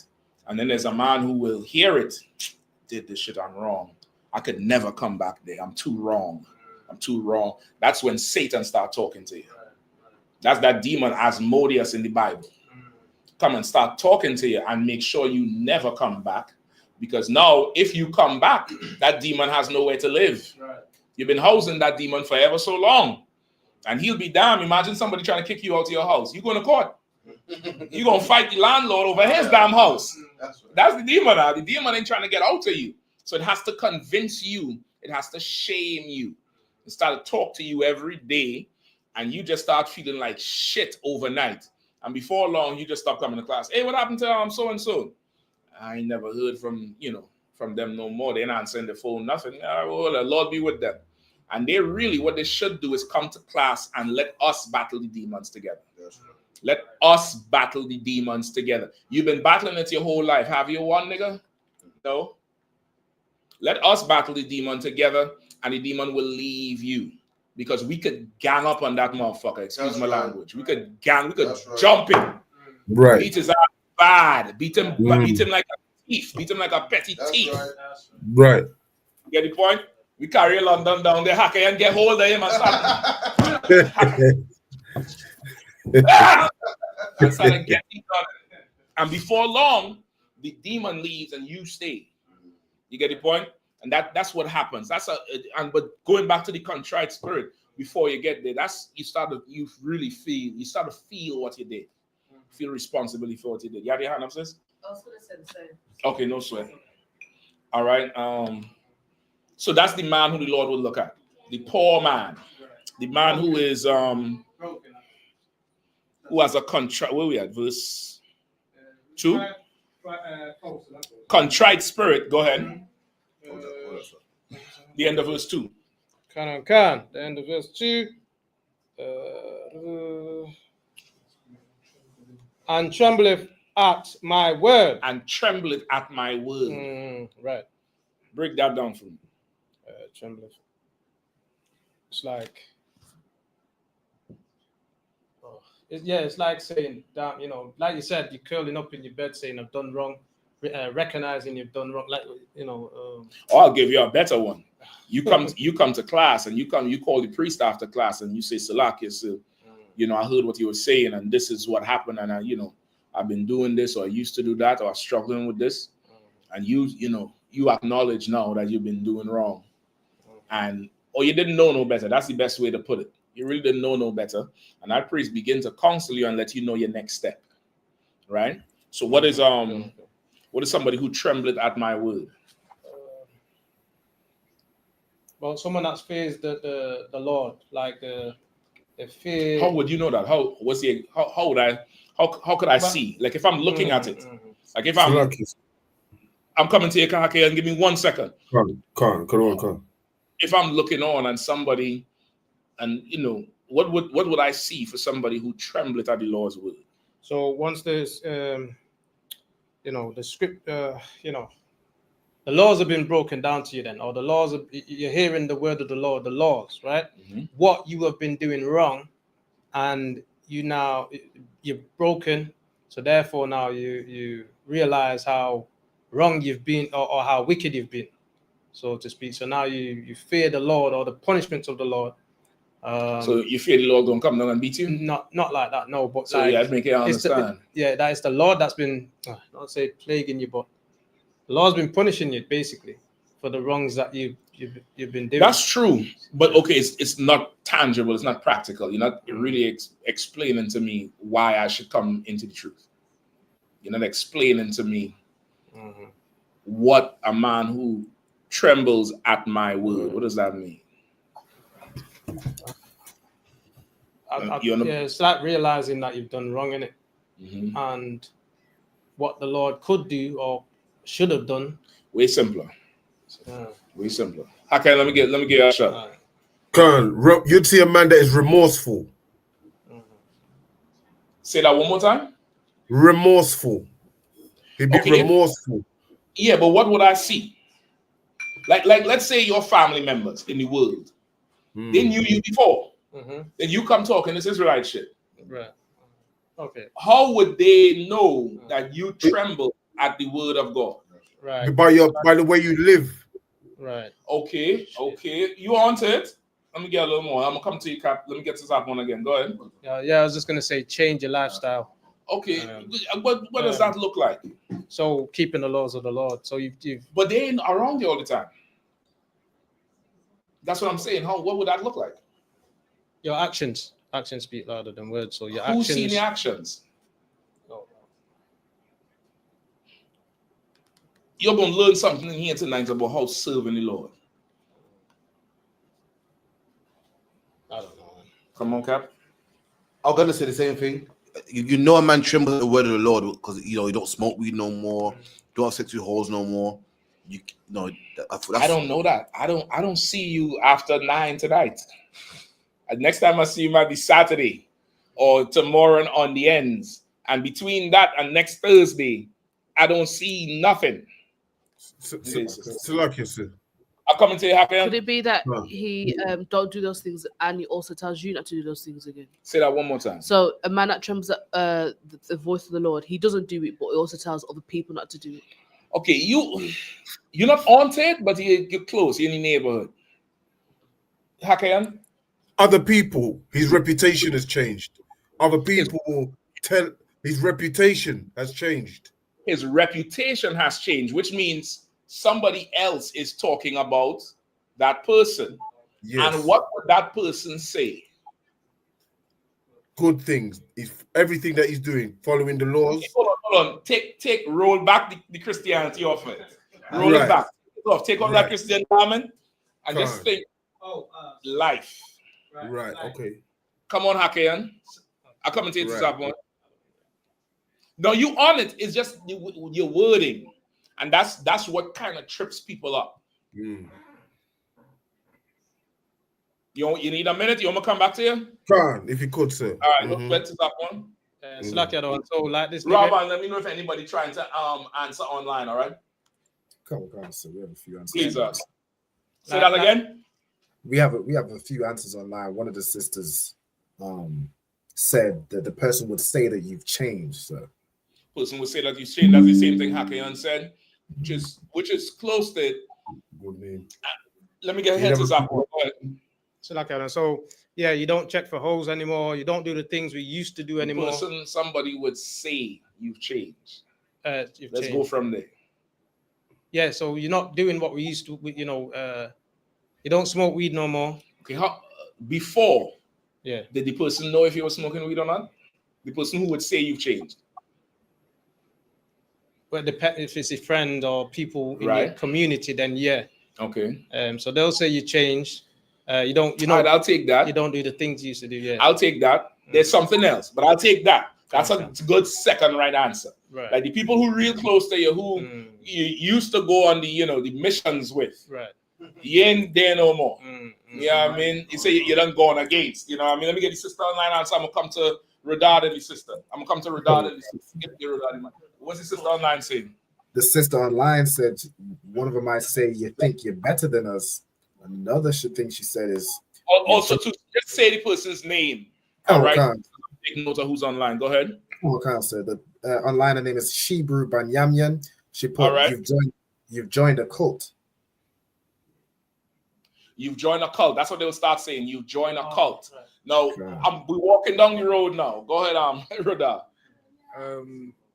I'd say people would say he's moving straight, he's moving different, he's moving different, he's moving strange. You know what I mean? Racist. He's not doing nothing wrong, but he's just moving strange. He's not doing stuff what we normally know him to do. But We're walking down the road now. We're walking down the road. We see in the house. He ain't there. All right. That was it. You close with it. Come on, sis. I think it's been said no more. I think that's we don't see him no more. Where is he? He's not about. Well, that's the same thing they say. So, okay, now let's walk down the road with it. Before, you would be part of the missions. Were they going to get high? Were they going for whores? If you sisters going on a girls trip somewhere with some niggas in some room, whatever it is. Who were you listening to at that point?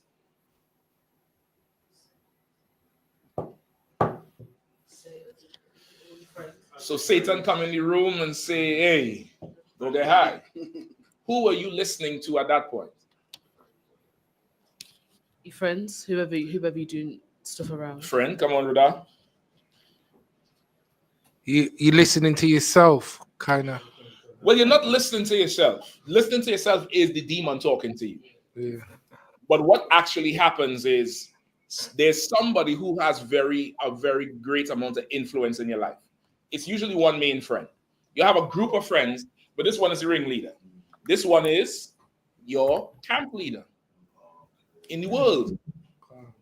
And if they say, girls trip Mexico, you're going. If they say, yo, we outside, where we going? The new strip club down there, yo, they have all kind of, what do they say, exotic women. You ain't never seen that before. Trust me when I tell you. That's your camp leader. But then you come in and you get a new camp leader. And what that camp leader says, you start doing. That's how you tremble at his word. You get the point? Because how did you know you was doing something wrong? You came to class, and 9 out of 10 times your camp leader or some officer over you broke something down, and you realize, hold up.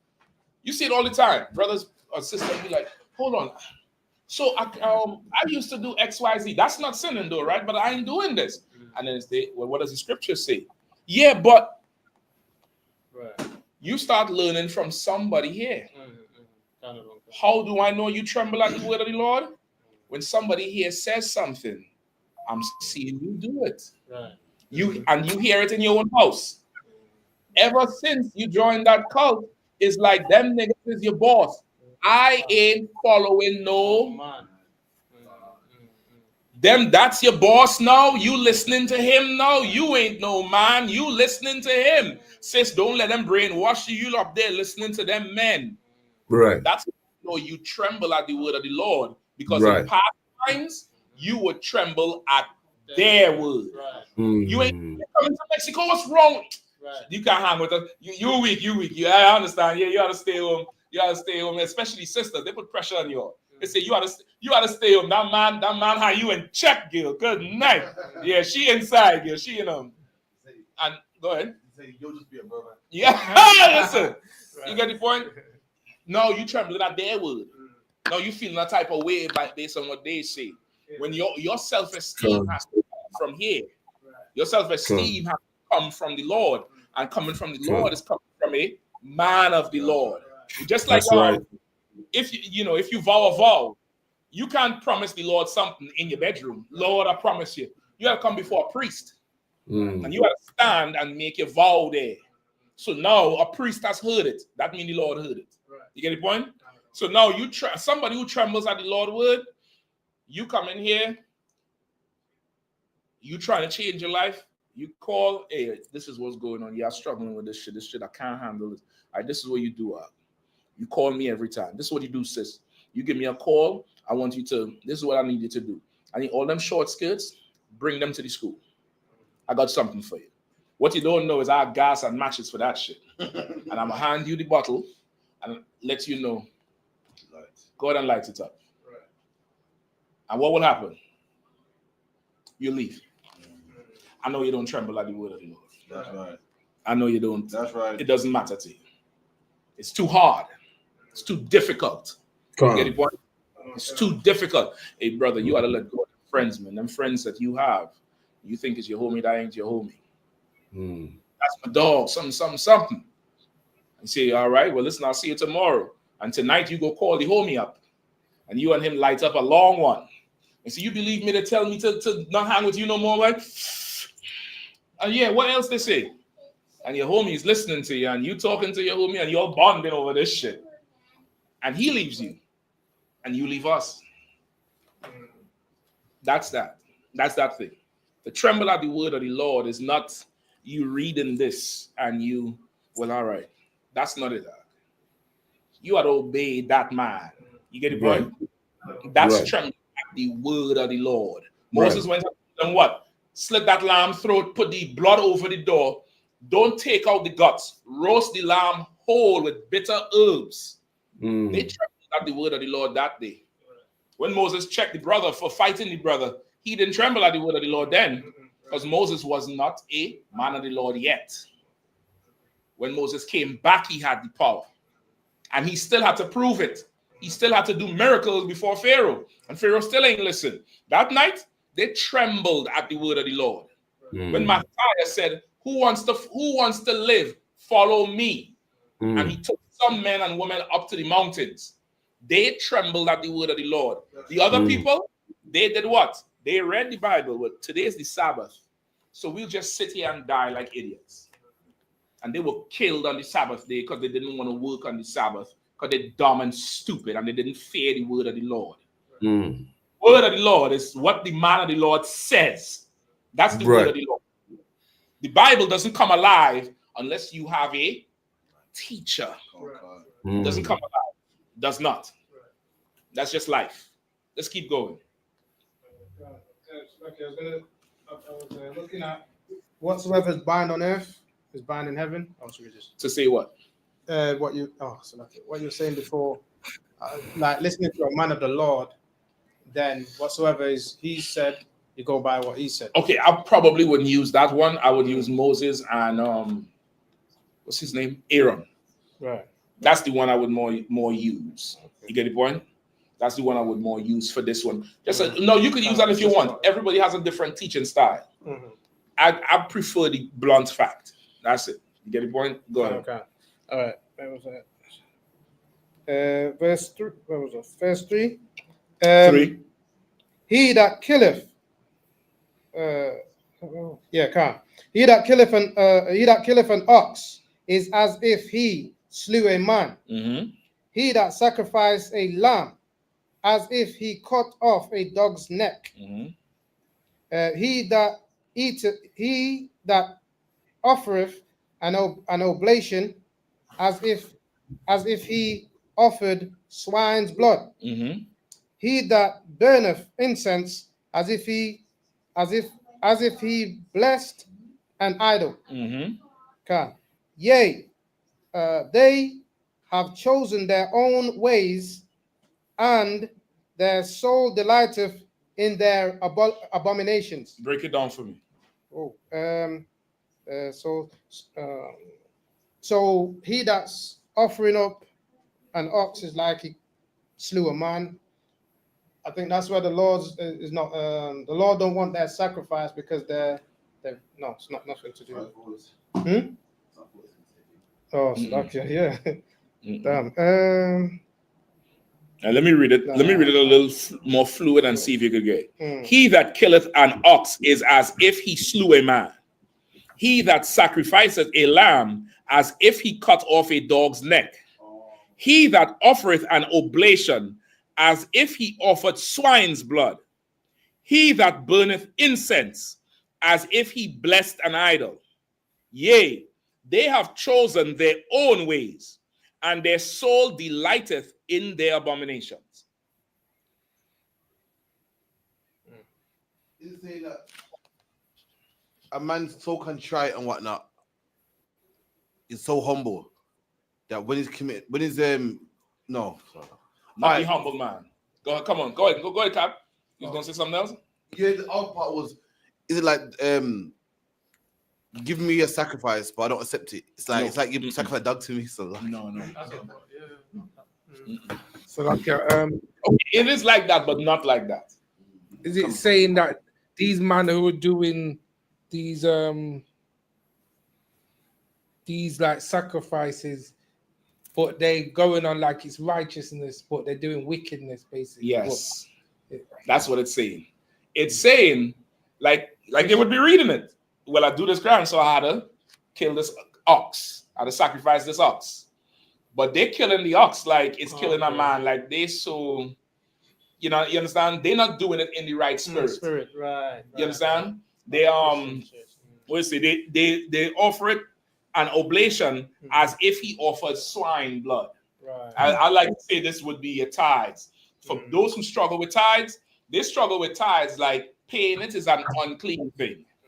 Like you had to beg and threaten somebody. I don't threaten nobody. I tell them once, and after that, I wait until the phone rings for the call to help you pay your bills. And then I go into the memory, into the Rolodex. Hold on. Last time you played tithes, blow the dots off. And say, oh, you played tithes in 1922. Shit.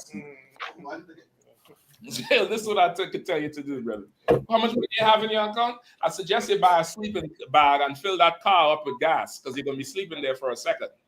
So, but I thought I could get the school supposed to help. Well, we all think things from time to time. You get the point? Because you think that paying this tithes to the school is like swine's blood. It's painful to you. There's people who pay tithes before bills and let the bills, deal with the bills later. But they pay their tithes and it's like, I have to do this. This is not swine's blood, but this is a perfect offering right here. You understand? This, you go to set up, you have chosen your own ways and your soul delighted in abomination. You doing whatever you want to do, not what the Lord wants you to do. Thought he was giving it to me. You doing what you want to do, not what. Come on, sir. Not what you're told to do. Oh, right. That's everybody's struggle. Everybody's struggle is, I ain't following no man. I'm gonna do what the Lord say. And what does the Lord say? Whatever you say. Somehow, whatever the Lord says, whatever you say. Versus, Salaki, so this is what's going on, blah, blah, blah, blah, blah. Oh yeah, listen, man, you might have to let go of that thing. You have to sell that car or start making plans to move into a cheaper place. That's what I would do. I would, listen, sit down with me. Let's go through your budget. Let's go through this. Yeah, you got to cut this out, cut that out. Slow back on the drinking. You don't need to go out every weekend. You might need to make a change for a while. You on the other end of the phone like this. Yeah, kind of one can. All right, good. Yeah, you cancel to water, shalom. I need to go out. Shit, I'm going out right now. That's you. You don't want to do what you told at all. But there is a man, there is a woman who will tremble at the Lord's will. Right.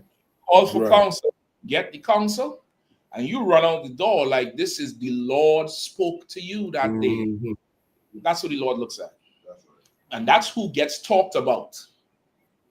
That's who is like, yo, so-and-so. Yeah, I don't know what so-and-so, but so-and-so, everything I tell them to do, they do. And then they come back and they tell me some shit that I didn't even know. And they found out because I told them go do that shit. And they get more info.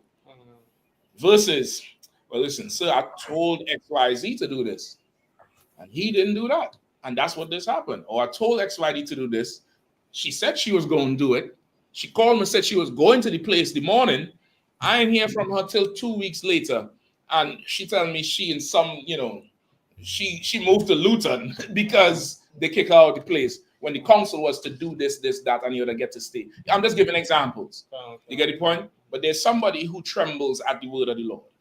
Now, this is in addition to obeying his laws.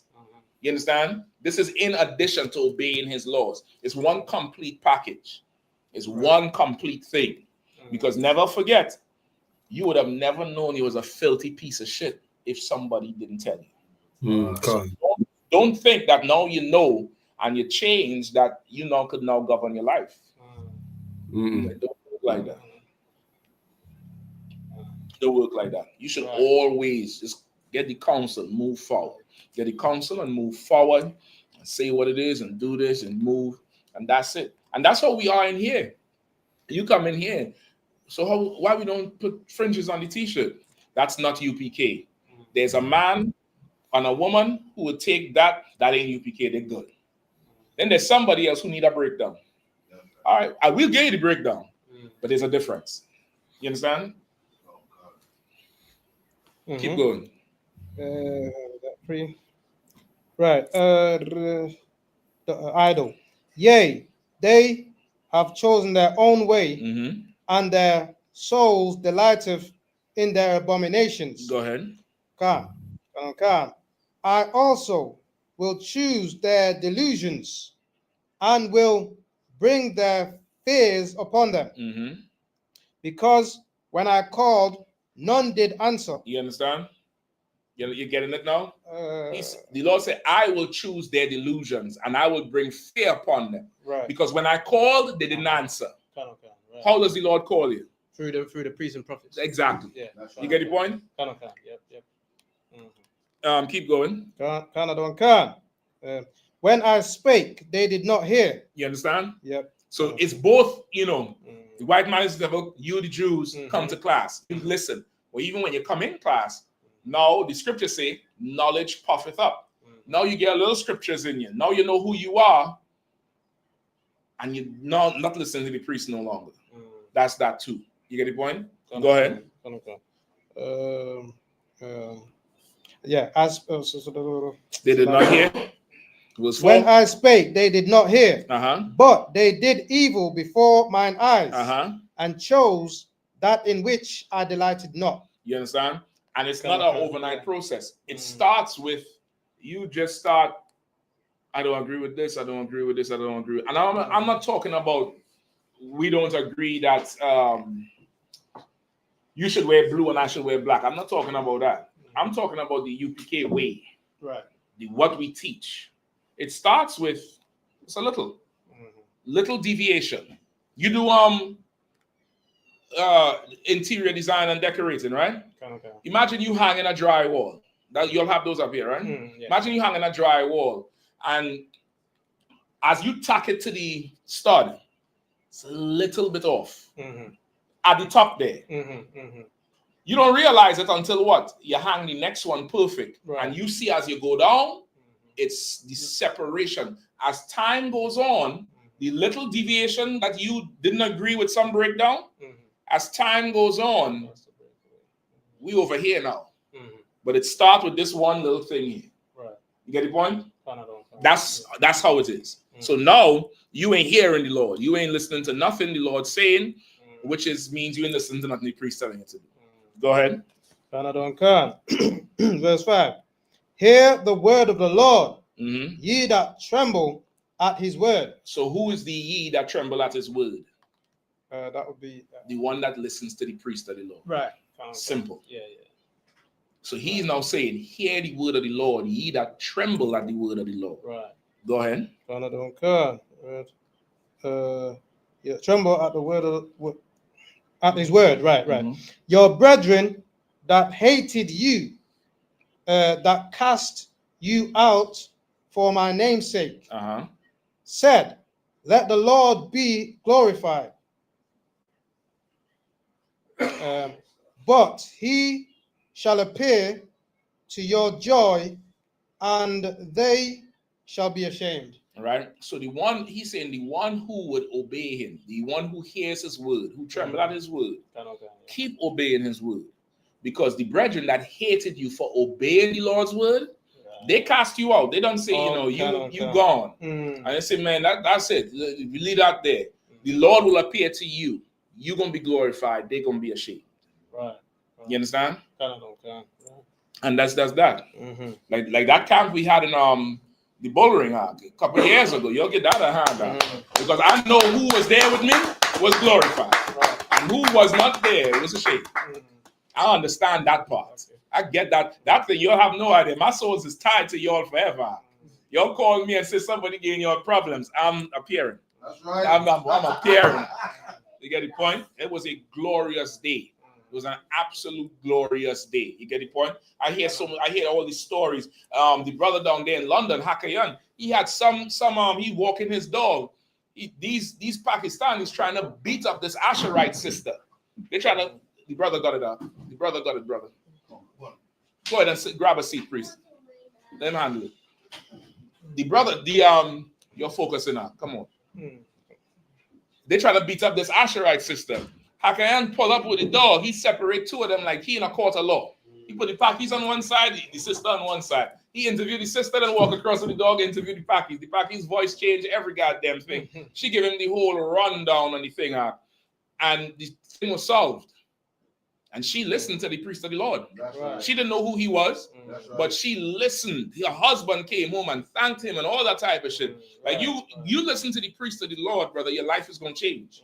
And you're going to do miraculous things. Or you could not listen to the priest of the Lord and be an example. You get the point? You understand? Okay, finish over. Verse 6. A voice of noise from the city, a voice from the temple, a voice from the Lord, a voice of the Lord, that rendereth. Grab the heater over there for him. Where's you have one? You have an extra one? Yeah. All right. If you have an extra one, grab it. Lame. Oh, could he sit on this side? Yeah. All right, Kwam, sit on this side right here. You're a big man now. It have battery on the phone? Yeah. It have enough? No sweat. All right, go ahead, to Zap one. A voice of noise from the city, a voice from the temple, a voice of the Lord that rendereth. No, hold on, that is only 5 you wanted? Up to 7. 5 to 7. Okay. So like 8, up to 8. Oh boy. Yeah, just to. You should take your one verse out. It's 9:06, and I still ain't getting to my topic. Oh, so right. Goddamn, it is what it is, brother. We have all our time. All right.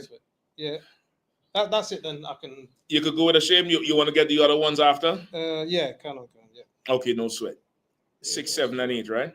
All right, cool. Anything else? Any other questions from anybody? If not, come on, sis. Oh, I just wonder if this precept proves that Adam and Eve weren't the first people on earth, or is it talking like future tense?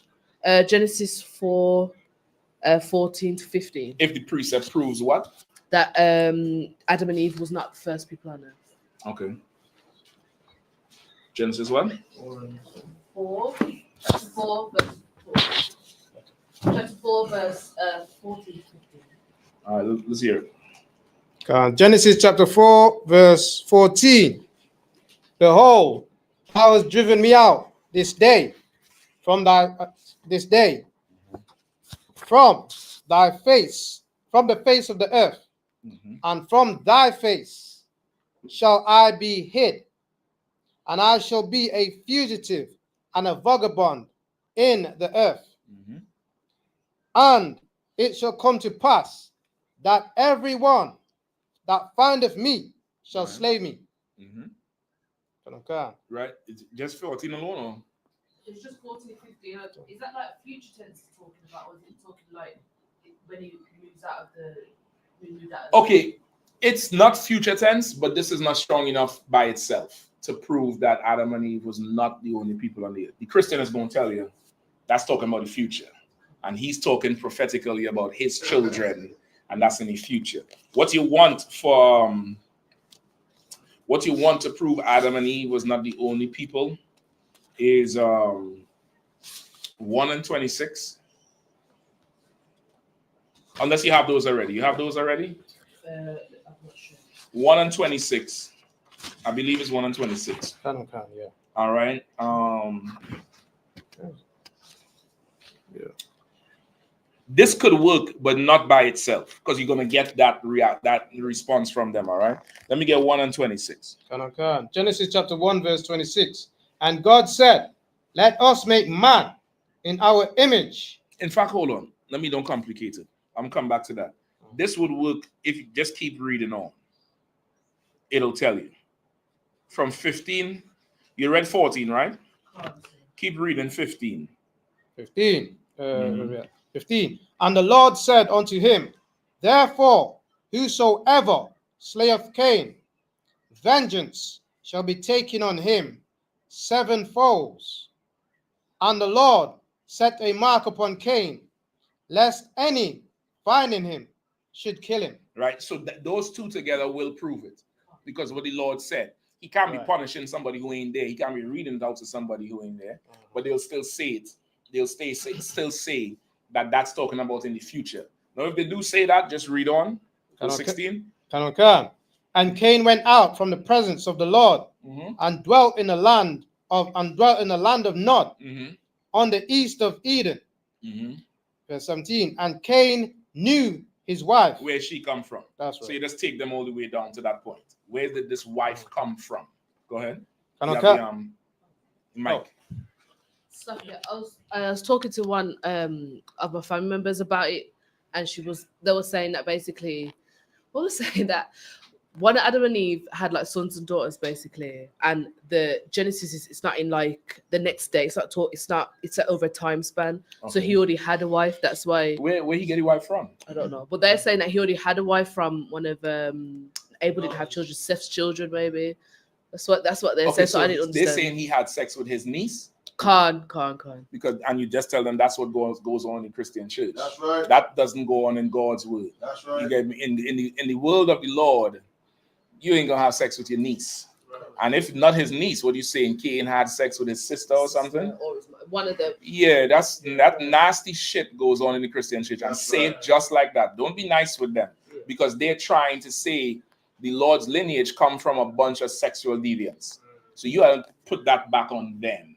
Go ahead. So there's another scripture too. Give me no, that's not. Go ahead. So a lot of Christians will say that because God made in their mind, God made Adam and Eve like directly, like the first people on earth. So they were like subhuman sort of thing.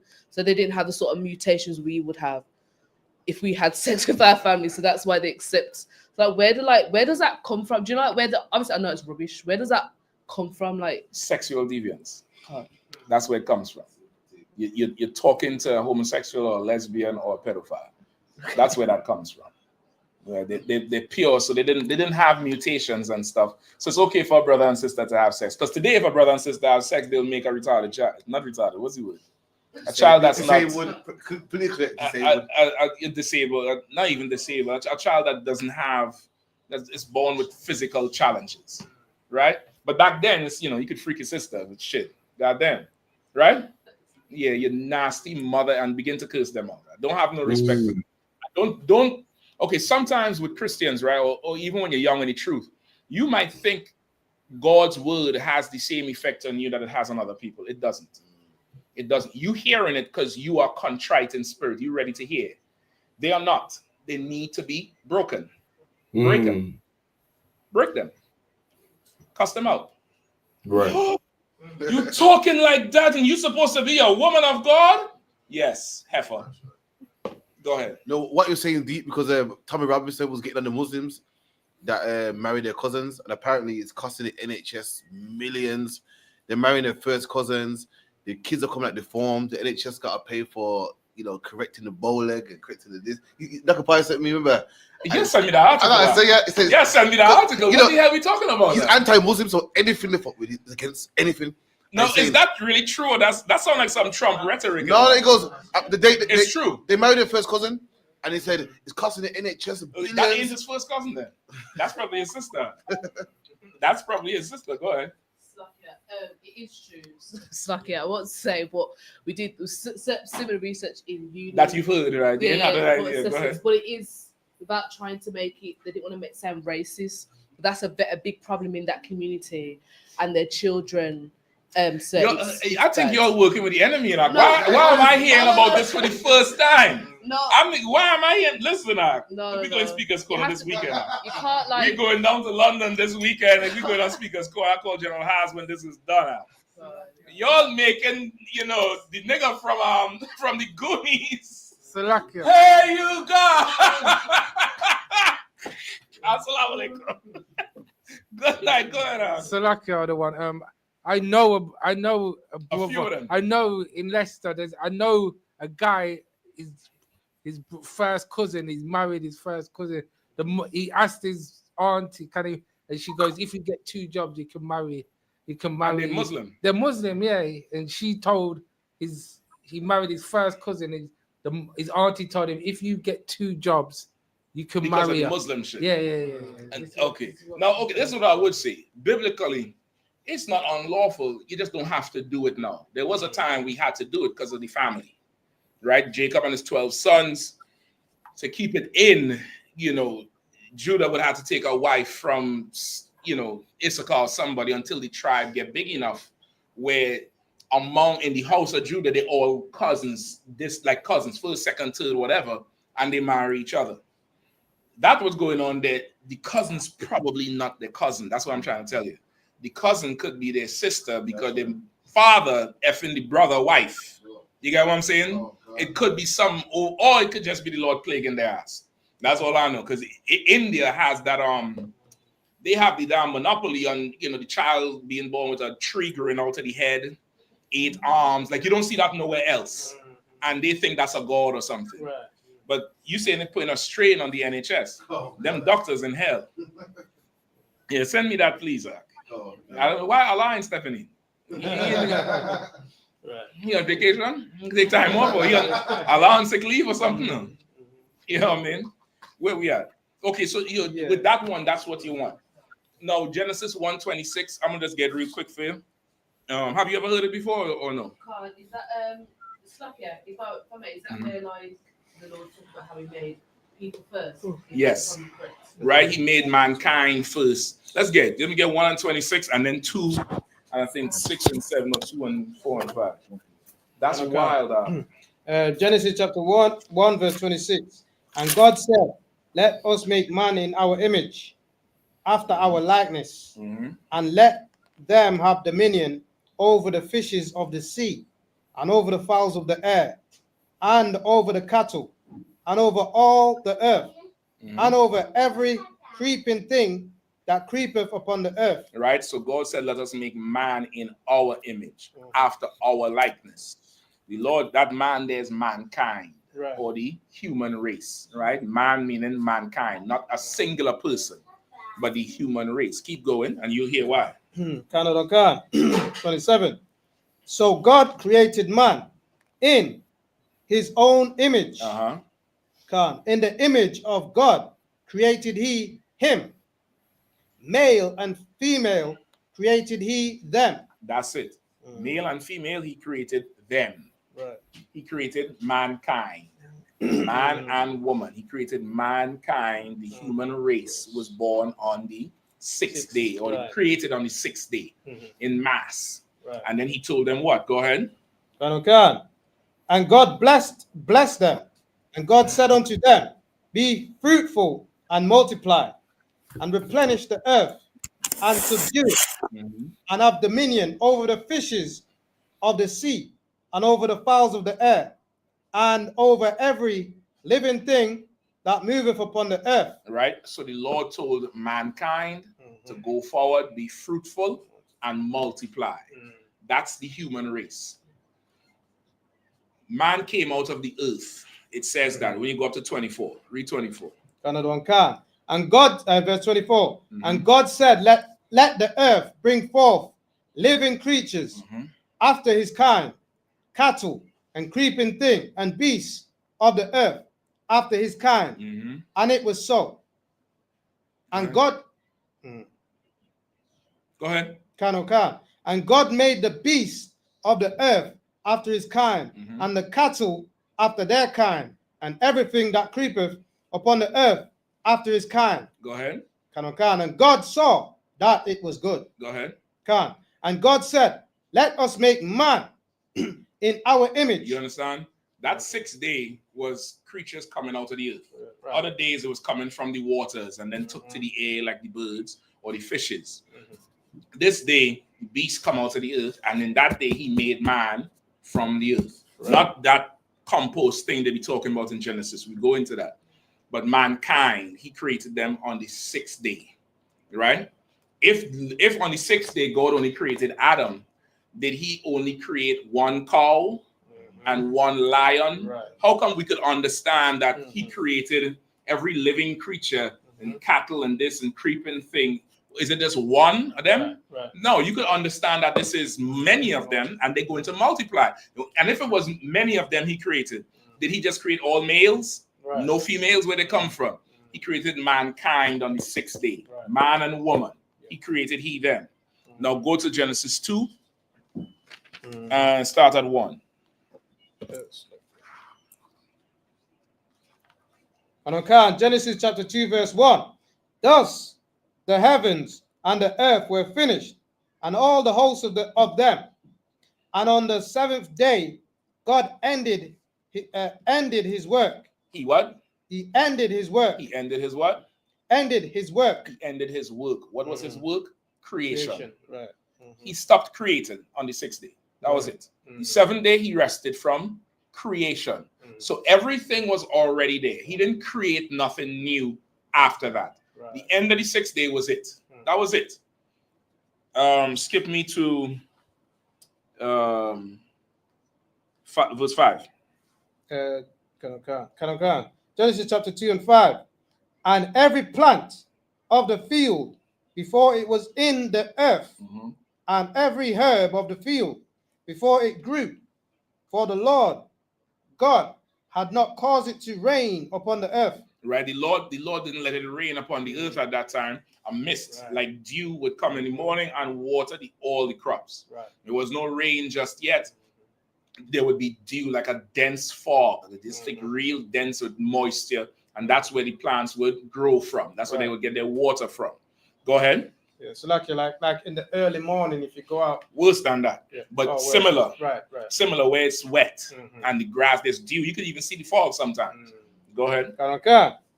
And every plant of the field before it was in the earth, and every herb of the field. Go ahead, keep reading. Let's keep reading. Herb of the field before it grew, and for the Lord God had not caused it to rain upon the earth. Go ahead. And there was not a man to till the ground. And there was not a man to till the ground. Right. What does that mean? Mike, please. Is that before man was created? You tell me.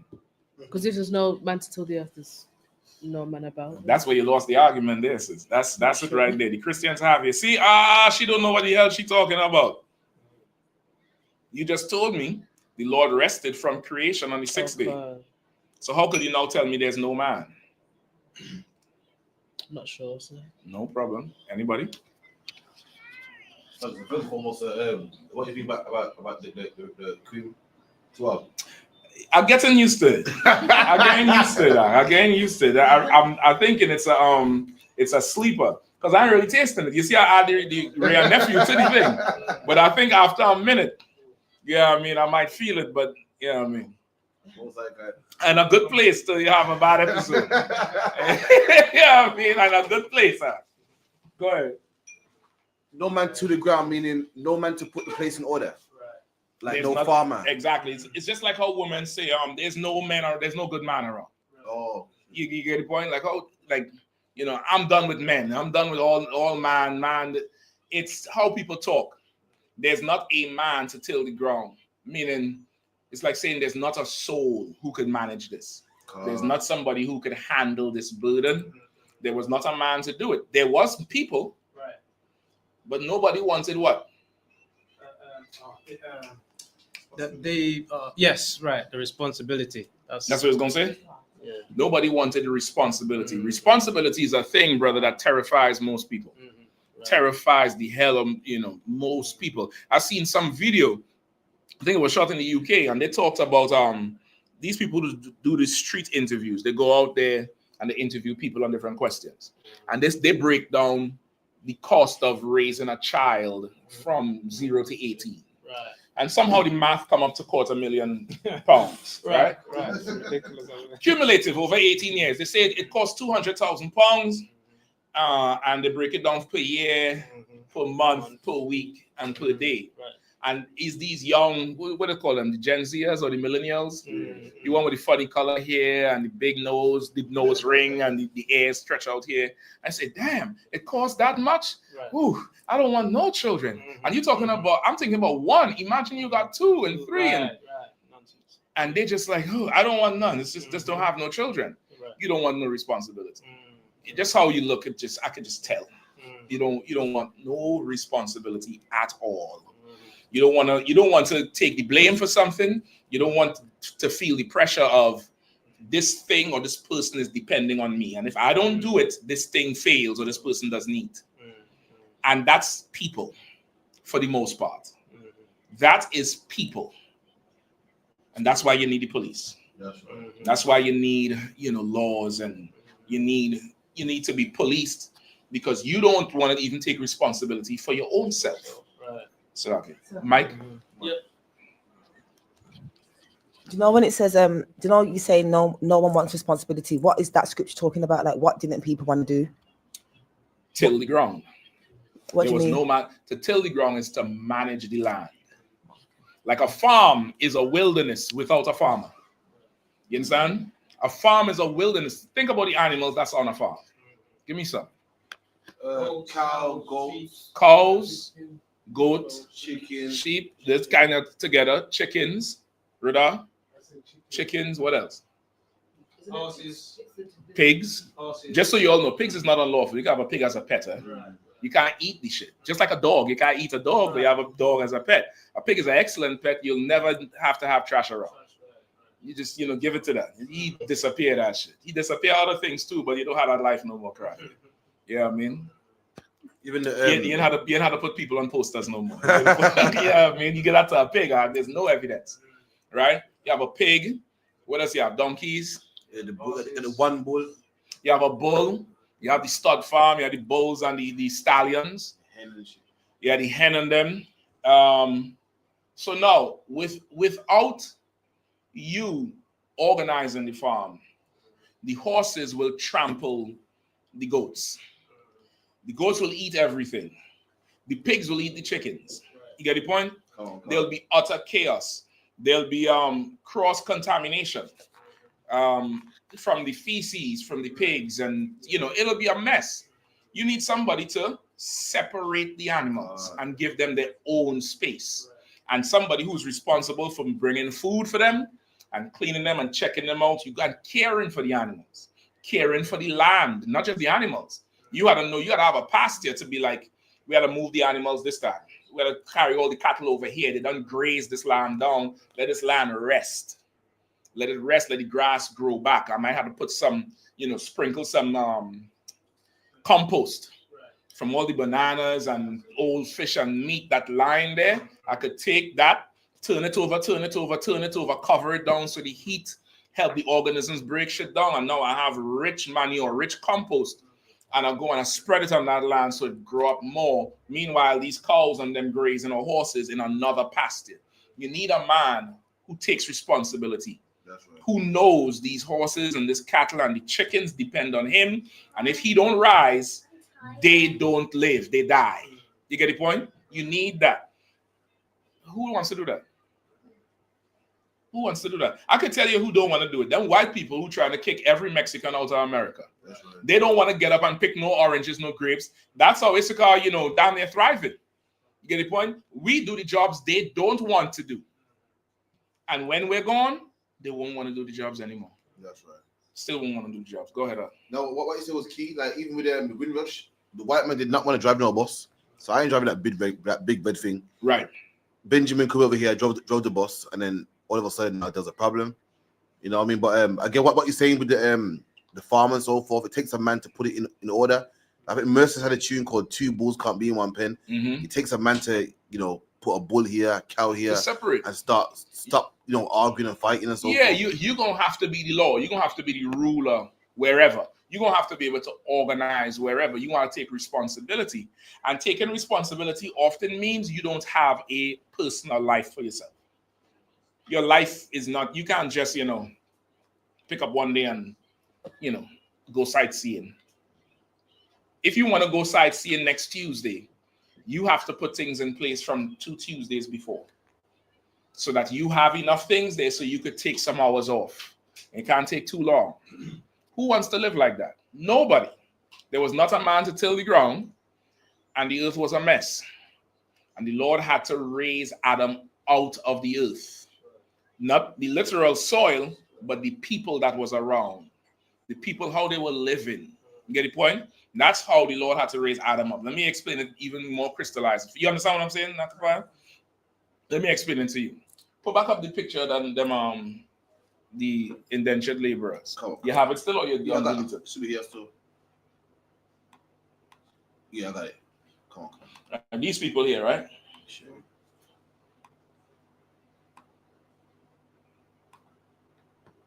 You see them? Come on. Not see them. I'm out. I got you. Right? Look, they're not even dressed right. Even till this day, they make food with their feet. Mm-hmm. You get the point?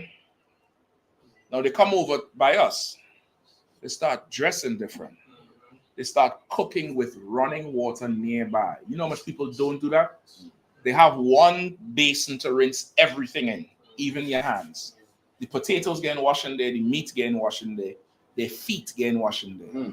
Awesome. We wash with running water, which is why we have a tradition in all the Benjamin Islands, cooking by a river.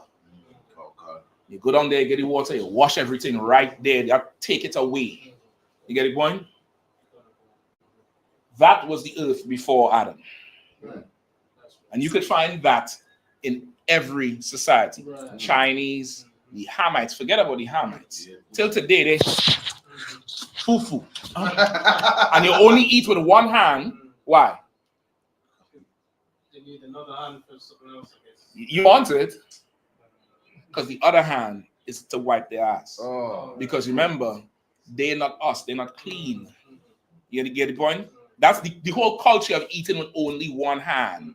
Which hand they eat with. And I think in Ghana, it's the right hand only, because the left hand is for wiping your ass. That's been their culture. So you don't want to put, even if you wash this hand, you still don't want to put it near the food. When it's like, nigga, there's toilet paper. And there's soap and hot water. But you want to be natural, right? So you only have to eat with one hand. Dummy. Go ahead. Is that like those tribes? Those like cannibalist tribes and all those weird, those tribes basically. Okay, I wouldn't even go that far, because that's giving the ones who is not tribes dignity. I'm talking about the nigga who in Asda, in all these, and Asda. I'm talking about them. I'm talking about the Hammer. I'm talking about Michael Dapper. Remember Big Shaq? I'm talking about him. When he not making video, foo-foo. I'm talking about Burna Boy. That's what I'm talking about. You get the point? That's what I'm talking about. Without Adam, that's the earth. These people, why they didn't have no shoes on? Because they believe the cow is holy, and cows make leather, which makes shoes. They pray to the cow, so they look like that, and they weigh that. You look at the boy. You can't zoom in anymore. I can, All right, zoom in some more and come down. Oh, no sweat. See if we can go back. No, it's right there. Is the picture here? That one. All right, just scroll down. No. Let's scroll down. Too much. Yeah, right there. All right, let's go. Is it on the screen? Everybody can see. Everyone can see that, sir. All right, look at the boy. You could see his collarbone, and he's what, under 20? 15, maybe. Teenagers. Look on the right side of him, on the other side of the woman. There's an older man. You can see his bones too, which lets you know what this is not an age thing. They just ain't eating, because all they're eating is peas and what's it? They like to eat crush up pumpkin and peas and not the peas, like the chickpeas, the chana. Lentils and stuff. Go Go ahead. Like hummus, sir.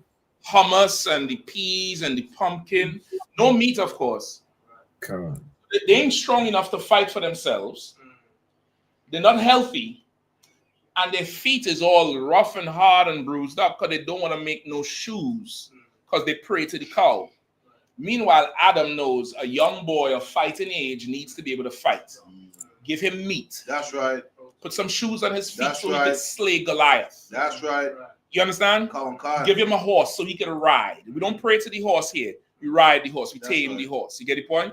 The mice and them, they have their purpose in the field. In the house, we had to get rid of them. We had to cut some off. You gotta put some poison for some. Or you get a few cats. Let them run the mice out. You get some snakes. And snakes, you let them snakes loose. They'll take care of the mice. And you just, non-poisonous snakes like boa constrictors and anacondas and them, they'll take care of them. Maybe not the anaconda, but the boa constrictor. Adam had that wisdom. They don't. Look up, damn, I'm gonna have to do this topic another time, boy. You're always doing with this shit, man. Look up the Aguri in India. Aguri, AHGOURI. The Aguri priests in India.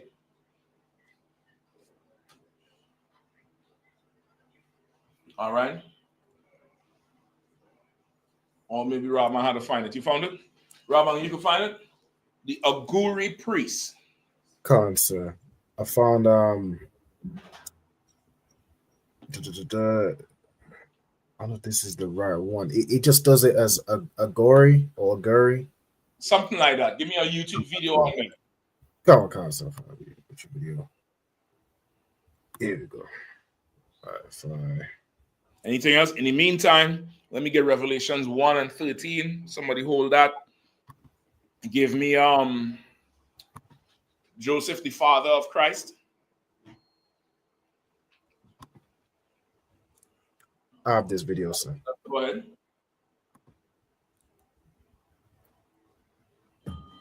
Hindus believe in reincarnation. Each rebirth is determined by the karma that you accumulate from your previous life. But it I'm put it back. I can't hear it. Don't play too loud and no cap. All right, go ahead. Carnation. Hindus believe in reincarnation. Each rebirth. Flag. Robin, you gotta be careful. We can't get flagged. I hope it ain't had no, dumb shit on there. Okay. All right, let's play it so far. Let me see. We'll stop it real quick. Let's play. Is determined by the karma that you accumulate from your previous life, but it can also be affected by Hindu notions of purity. But there is a sect of Hinduism called the Agori, challenging the very fabric of Indian society.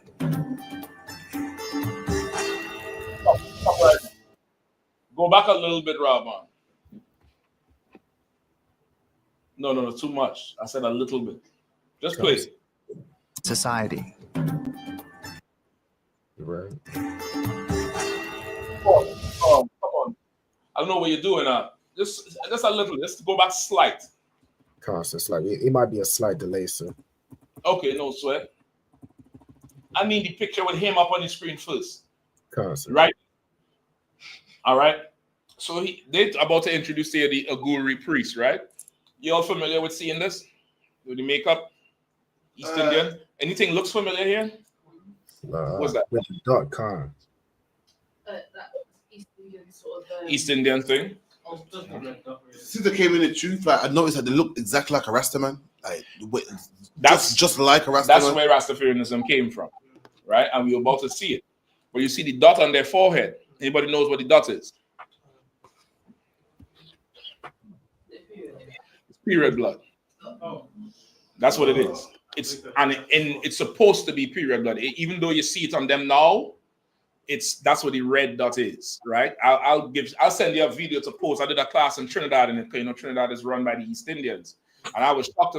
The class was on the Aguri and Rastafarians, and through this research, I got to find out that there was this is all a myth. This is their mythological belief. This is not real, but this is what they believe. You know, they had a god Krishna, and Krishna had some wife, I forget the wife's name, and he had what they call a consort, which is like an outside woman. And he, I think the consort or the wife was on her period sometime, and Krishna couldn't go with her. He went with the consort. And there's a whole sect of them, which is a major sect in India, that honors the wife and saying she's still holy, even though the man didn't want to be. He wanted that. It's just the whole multiple wife shit. And they have this temple that they go to every year, like Mecca or like Passover damn near. And they have these statues of this woman, skin out. I mean, straight out, chicken, yeah, I mean, skin out. And you ever see the funny poses where they have their hands like that and their legs to the side? It's one of those. But you think that's how they made the statue? No, the woman is open, and between her legs there's a little hole, and from the inside they let red paint out. In the earlier times, it was blood they collected. They're trying to say it's animal blood. I know a heathen. I know they're trying to get as close to the real thing as possible. These are people who put the child in shit, in cow shit, thinking the shit will bless them. I ain't lying. I'm not degrading nobody YouTube. This is their culture. And they would all walk up to the statue with the woman's legs open and wipe their hand like this and dot the head. And that's the red dot. The red dot is supposed to be menstrual blood from this wife of a god. Let's go. That's why Adam. That's right. Adam was needed, so you ain't putting a red dot on your head. That's right. God damn. Go ahead. Come on, Mike. It's like with Islam, with that Kaaba thing, with the vagina looking thing inside of there. They've got that. These have got something. It's all women, worshiping. Well, not just women. The Egyptians worship a phallus. Which is the male member. Well, that's the obelisk. That tall obelisk that goes up in the sky. That's a phallus. It's who else does it? The European wears the necktie, which is a phallus hanging from your neck. So it's not just women. It's they're all deviants. And that's what you have to look at. You have to look at the earth before Adam was. You hungry? Eat whatever's nearby. That's why you look at all them not nature. Them, those people. You know who Anthony Bourdain is? He used to be on CNN. He died. Now he committed suicide because he was such a horrible homosexual. Was a drug addict.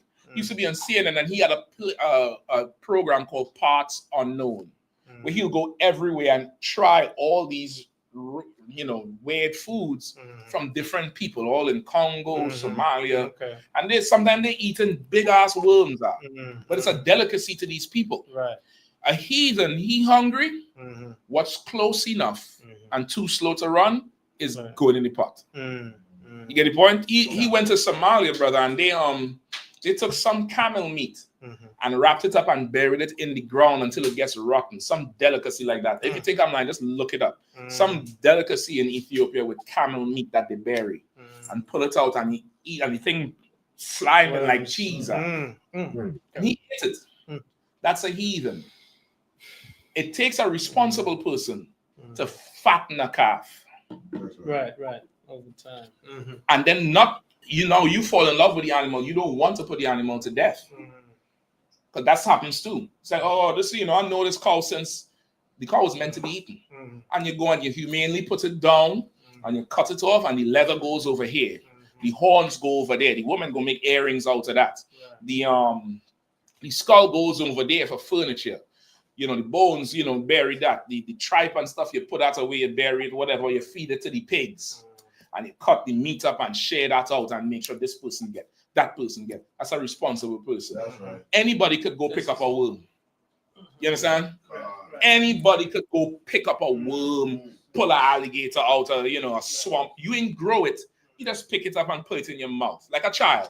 You see a child when they just get in the legs, they walk around. Everything. Everything. That's the heathen. Go ahead, sis. Gordon Ramsay did a show. Chinese eat shark fin. I don't know why, but among rich people, shark fin is like a delicacy. Yeah. And apparently it tastes like nothing, but it's a thing that they like. And I think it's a certain type of shark. Not just any shark. I think it's a certain type of shark they eat. And shit, Benjamin eats shark too. A bacon shark. Yeah, I mean, goddamn. You get the point? Where was that? Playing the video, sir. Go ahead, Rob.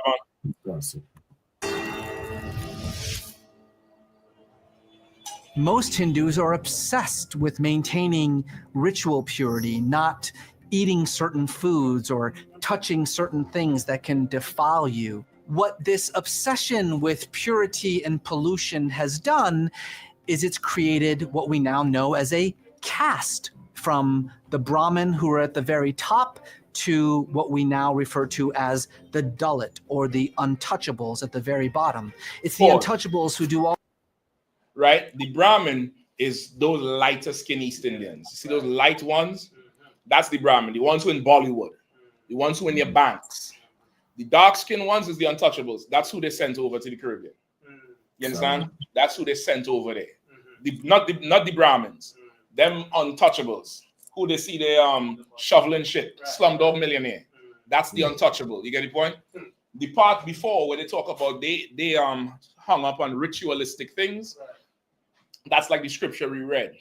You could start to read this and become ritualistic in it and develop a whole new thing that has nothing to do with God. But you'll be able to go in the Bible and pull, yeah, it's right here. Right. But that's not the Spirit of the Lord. That's what they did. Right. Damn near. You get the point? They had certain laws, but they become so obsessed with it, like boom, boom, boom, that this becomes something else. Keep going. Go ahead. Like them Pharisees, what you know, say you similar wash to your that. hands and all that. Similar to that. Right. Go ahead. As the Dalit, or the untouchables at the very bottom. It's the untouchables who do all the work that nobody else wants to do. They're the ones who clean the streets, pick up the garbage, deal with the sewage. Go ahead. Things that would defile a pious Hindu. When body is burning, if anybody get this ashes in his body, power is coming from there. The Igor believe that God. He's talking to the dude in the documentary. He got skulls right there. That's not a prop. People. Right there. Keep going. And he's a fat Aguri. The Aguris don't eat. They're like they're a bag of bones. Go ahead. Come on. God lives within you. And if God lives within you, then nothing you do can defile you. Play it back. If God, they believe God lives in you. That comes from the Bible, right? You cannot have, and if God lives in me, nothing I do could defile me because it's God. So they could have sex with their brother and sister. Or the uncle could have sex with the niece. Or they could have sex with a baby. Which is why I said, I don't think they're marrying the cousins. Remember I said that? I don't think they're marrying the cousins, Zach. I don't think so. Go ahead. Come on. From there. The Igor believe that God lives within you. And if God lives within you, then nothing you do can defile you. Pause. A very... Read it out there, whoever seen it. Read it out, Rabban. What's it say? Come on, so it says, fulfill everyone's wishes. Hail, divine mother. Hail, Lord. So they believe in there's a woman, some woman goddess, because they have the thing too. Right. And they believe in this woman goddess, Shivrati or some shit like that is the broad name. And they believe that she's a god and she is pure and she's not to be touched. She's so holy and powerful. So they take a stick, maybe about half this length, and they take their penis and roll it around the stick and twist it around and mutilate themselves so that they don't ever get an erection for a woman or the god, because of course an erection would mean you would defile the god. Does that sound like immaculate conception? Right. I know these things because I researched them. Go ahead. Like being a nun and all that other stuff as well. But the same thing, being the nun with the Catholic and you gotta go whip themselves on. Let's go next door and have sex with the nuns, man. God damn. Go ahead. Give her the mic. How do they have children if they're gonna Children? You let a child go around him? You see, I don't know if you can see this thing on the screen. I'm about to tell you why he can't have no children. He don't have children. This is a sect of priests, like pundits or something. They're not regular society, but the society looks up to them. Keep going, Rabban. Oh, God. Small movement, mostly of ascetics, prove this belief by taking part in ostentatious displays of defilement. Stop. They will. He's also East Indian, so he's trying to make them sound regular, ostentatious. They take part in some nasty shit, Akim and Aquafia. That's what this is. Keep going. Oh, God. Cover themselves in the ashes of the dead. They will eat rotted corpses. They will drink their own urine. Oh my goodness. They will sleep within the cremation grounds. It's an idea that's very difficult for everyday. Holy Emmanuel. You seeing it? Are you not seeing the Rastafarian right there? No, they would sleep in the tombs, eat the powder, eat the rotted flesh. The man in the scriptures, he was vexed with demons, would also sleep in the tombs. And he would also assault people. It's going to go on. As I'm wary to play the rest of it, Rahman. We might get flagged. I don't want to jam up the other channels. But it goes on to tell you that these people are cannibals. And they threatened the person doing the interview. Because he said, somebody, the translator told him, yeah, they are cannibals. He said, cannibals, they'll eat people. And he said, eat people. So they'll eat me. And the one in the red with the flowers in his head start to go off on him and will like come up to him like, yeah, we'll eat you and you on the menu. And that's them. That's who in Asda. That's who in Aldi. That's who driving around with the big body Benz with the dot on their forehead looking at you like you filth. I'm just helping you with your self-esteem tonight. When you are the light and they pull up and they're looking at you and they know they're driving something 3 times what you driving, just look at them and know that they're putting that baby in shit and they're putting period blood on their forehead. Go ahead. Who are they, Hannah? No, I saw a video in Trinidad. The East Indian woman called a black woman a monkey. It's like, yeah, you monkey. I was like, look where you come from. Exactly. The cheek of it. I'm trying to tell you. I'm just trying to tell you. Now, y'all done wreck my whole topic tonight. I'm Rob and I'm going to tell you, we got to rename this class because they're going to be like, what the hell Christ had to do with this? Everything, nigga. He's the man to till the earth. He's going to rule the earth. That's right. Right? So, this thing here says, the Lord said there was not a man to till the ground. He went on to take Adam out of the mess. Like that there's muck. Even put back up the picture you have up there. The dust on their face, you think is powder.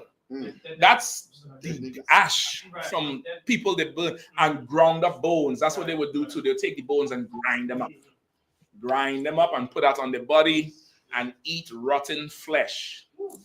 They wouldn't kill a cow and barbecue it, but they'll eat rotten flesh. They're full of demons. That's right. They're full. That's why the God sticking out their tongue with 8 hands and it's full of demons and you not.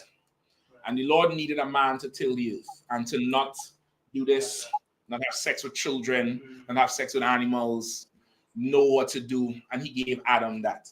Adam was already there, living like everybody else.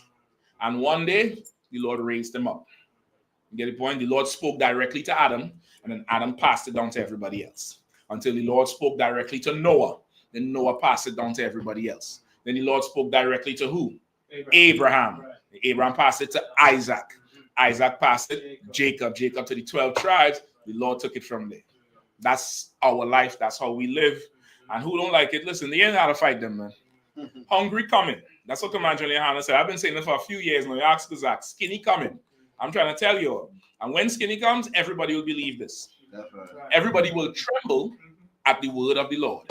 Right now, everybody has options. They could go to the heathen and get what they need. But when the heathen close their doors and beating them out their neighborhoods, now they'll turn to you.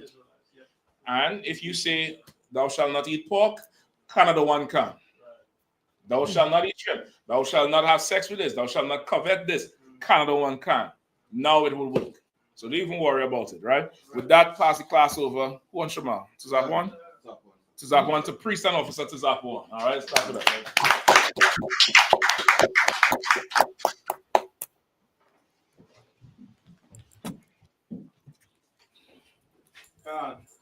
We are the Israelites, we are the I.S.U.P.K, started out at 125th Street, Harlem, New York. Rule for a brother or a sister. Rule for a brother and a sister. When a new brother or sister comes into the school, they are off limits. They are off limits for 6 months. They are to be saluted only. They are here to shed themselves of the world. If they need transportation, the teacher will arrange it. After 6 months, if a brother or a sister has an interest in a particular person, he or she must get permission from the head to speak to a brother or sister. There is another 6 months in which the brother and the sister will court each other. After this 6 months period, the brother and sister will get permission from the head to marry. Tithes, which is a commandment. Numbers 18 and 21. Malachi 3, verse 8 to 10 means tenth in the Hebrew. Ma'ashara. 10% of every penny. So that here, of any increase, the Lord giveth you. Give to the Treasury Department. Priest funds, free will offerings for priests, not mandatory. Whatsoever amount you would like. Upcoming Holy Convocation. We got the Feast of Purim on the 13th of March and on the 14th of March. And also we got the Passover on the 12th of April. That's right. All right. Remind Akians and Aquathians to check the bulletin board in the hallway. If anyone wants to be a trooper in the school, to start wearing all black boots, shirts, pants, headbands, and scarf. All right, we're going to give the teacher one courtesy salute. All right, men of Israel, Majim Shabbat, Majim Barak, Yahweh Ba'Shem Yahushua Barakatah, Yahweh Ba'Shem Yahushua Barakatah. Khan Yadamata, hands down. Sa, which means to turn, going to face the sisters. Give the sisters one courtesy salute. Men of Israel, Majim Shabbat, Majim Barak. Yahweh Ba'Shem Yahushua. Khan Yadamata, hands down. Dismiss, right?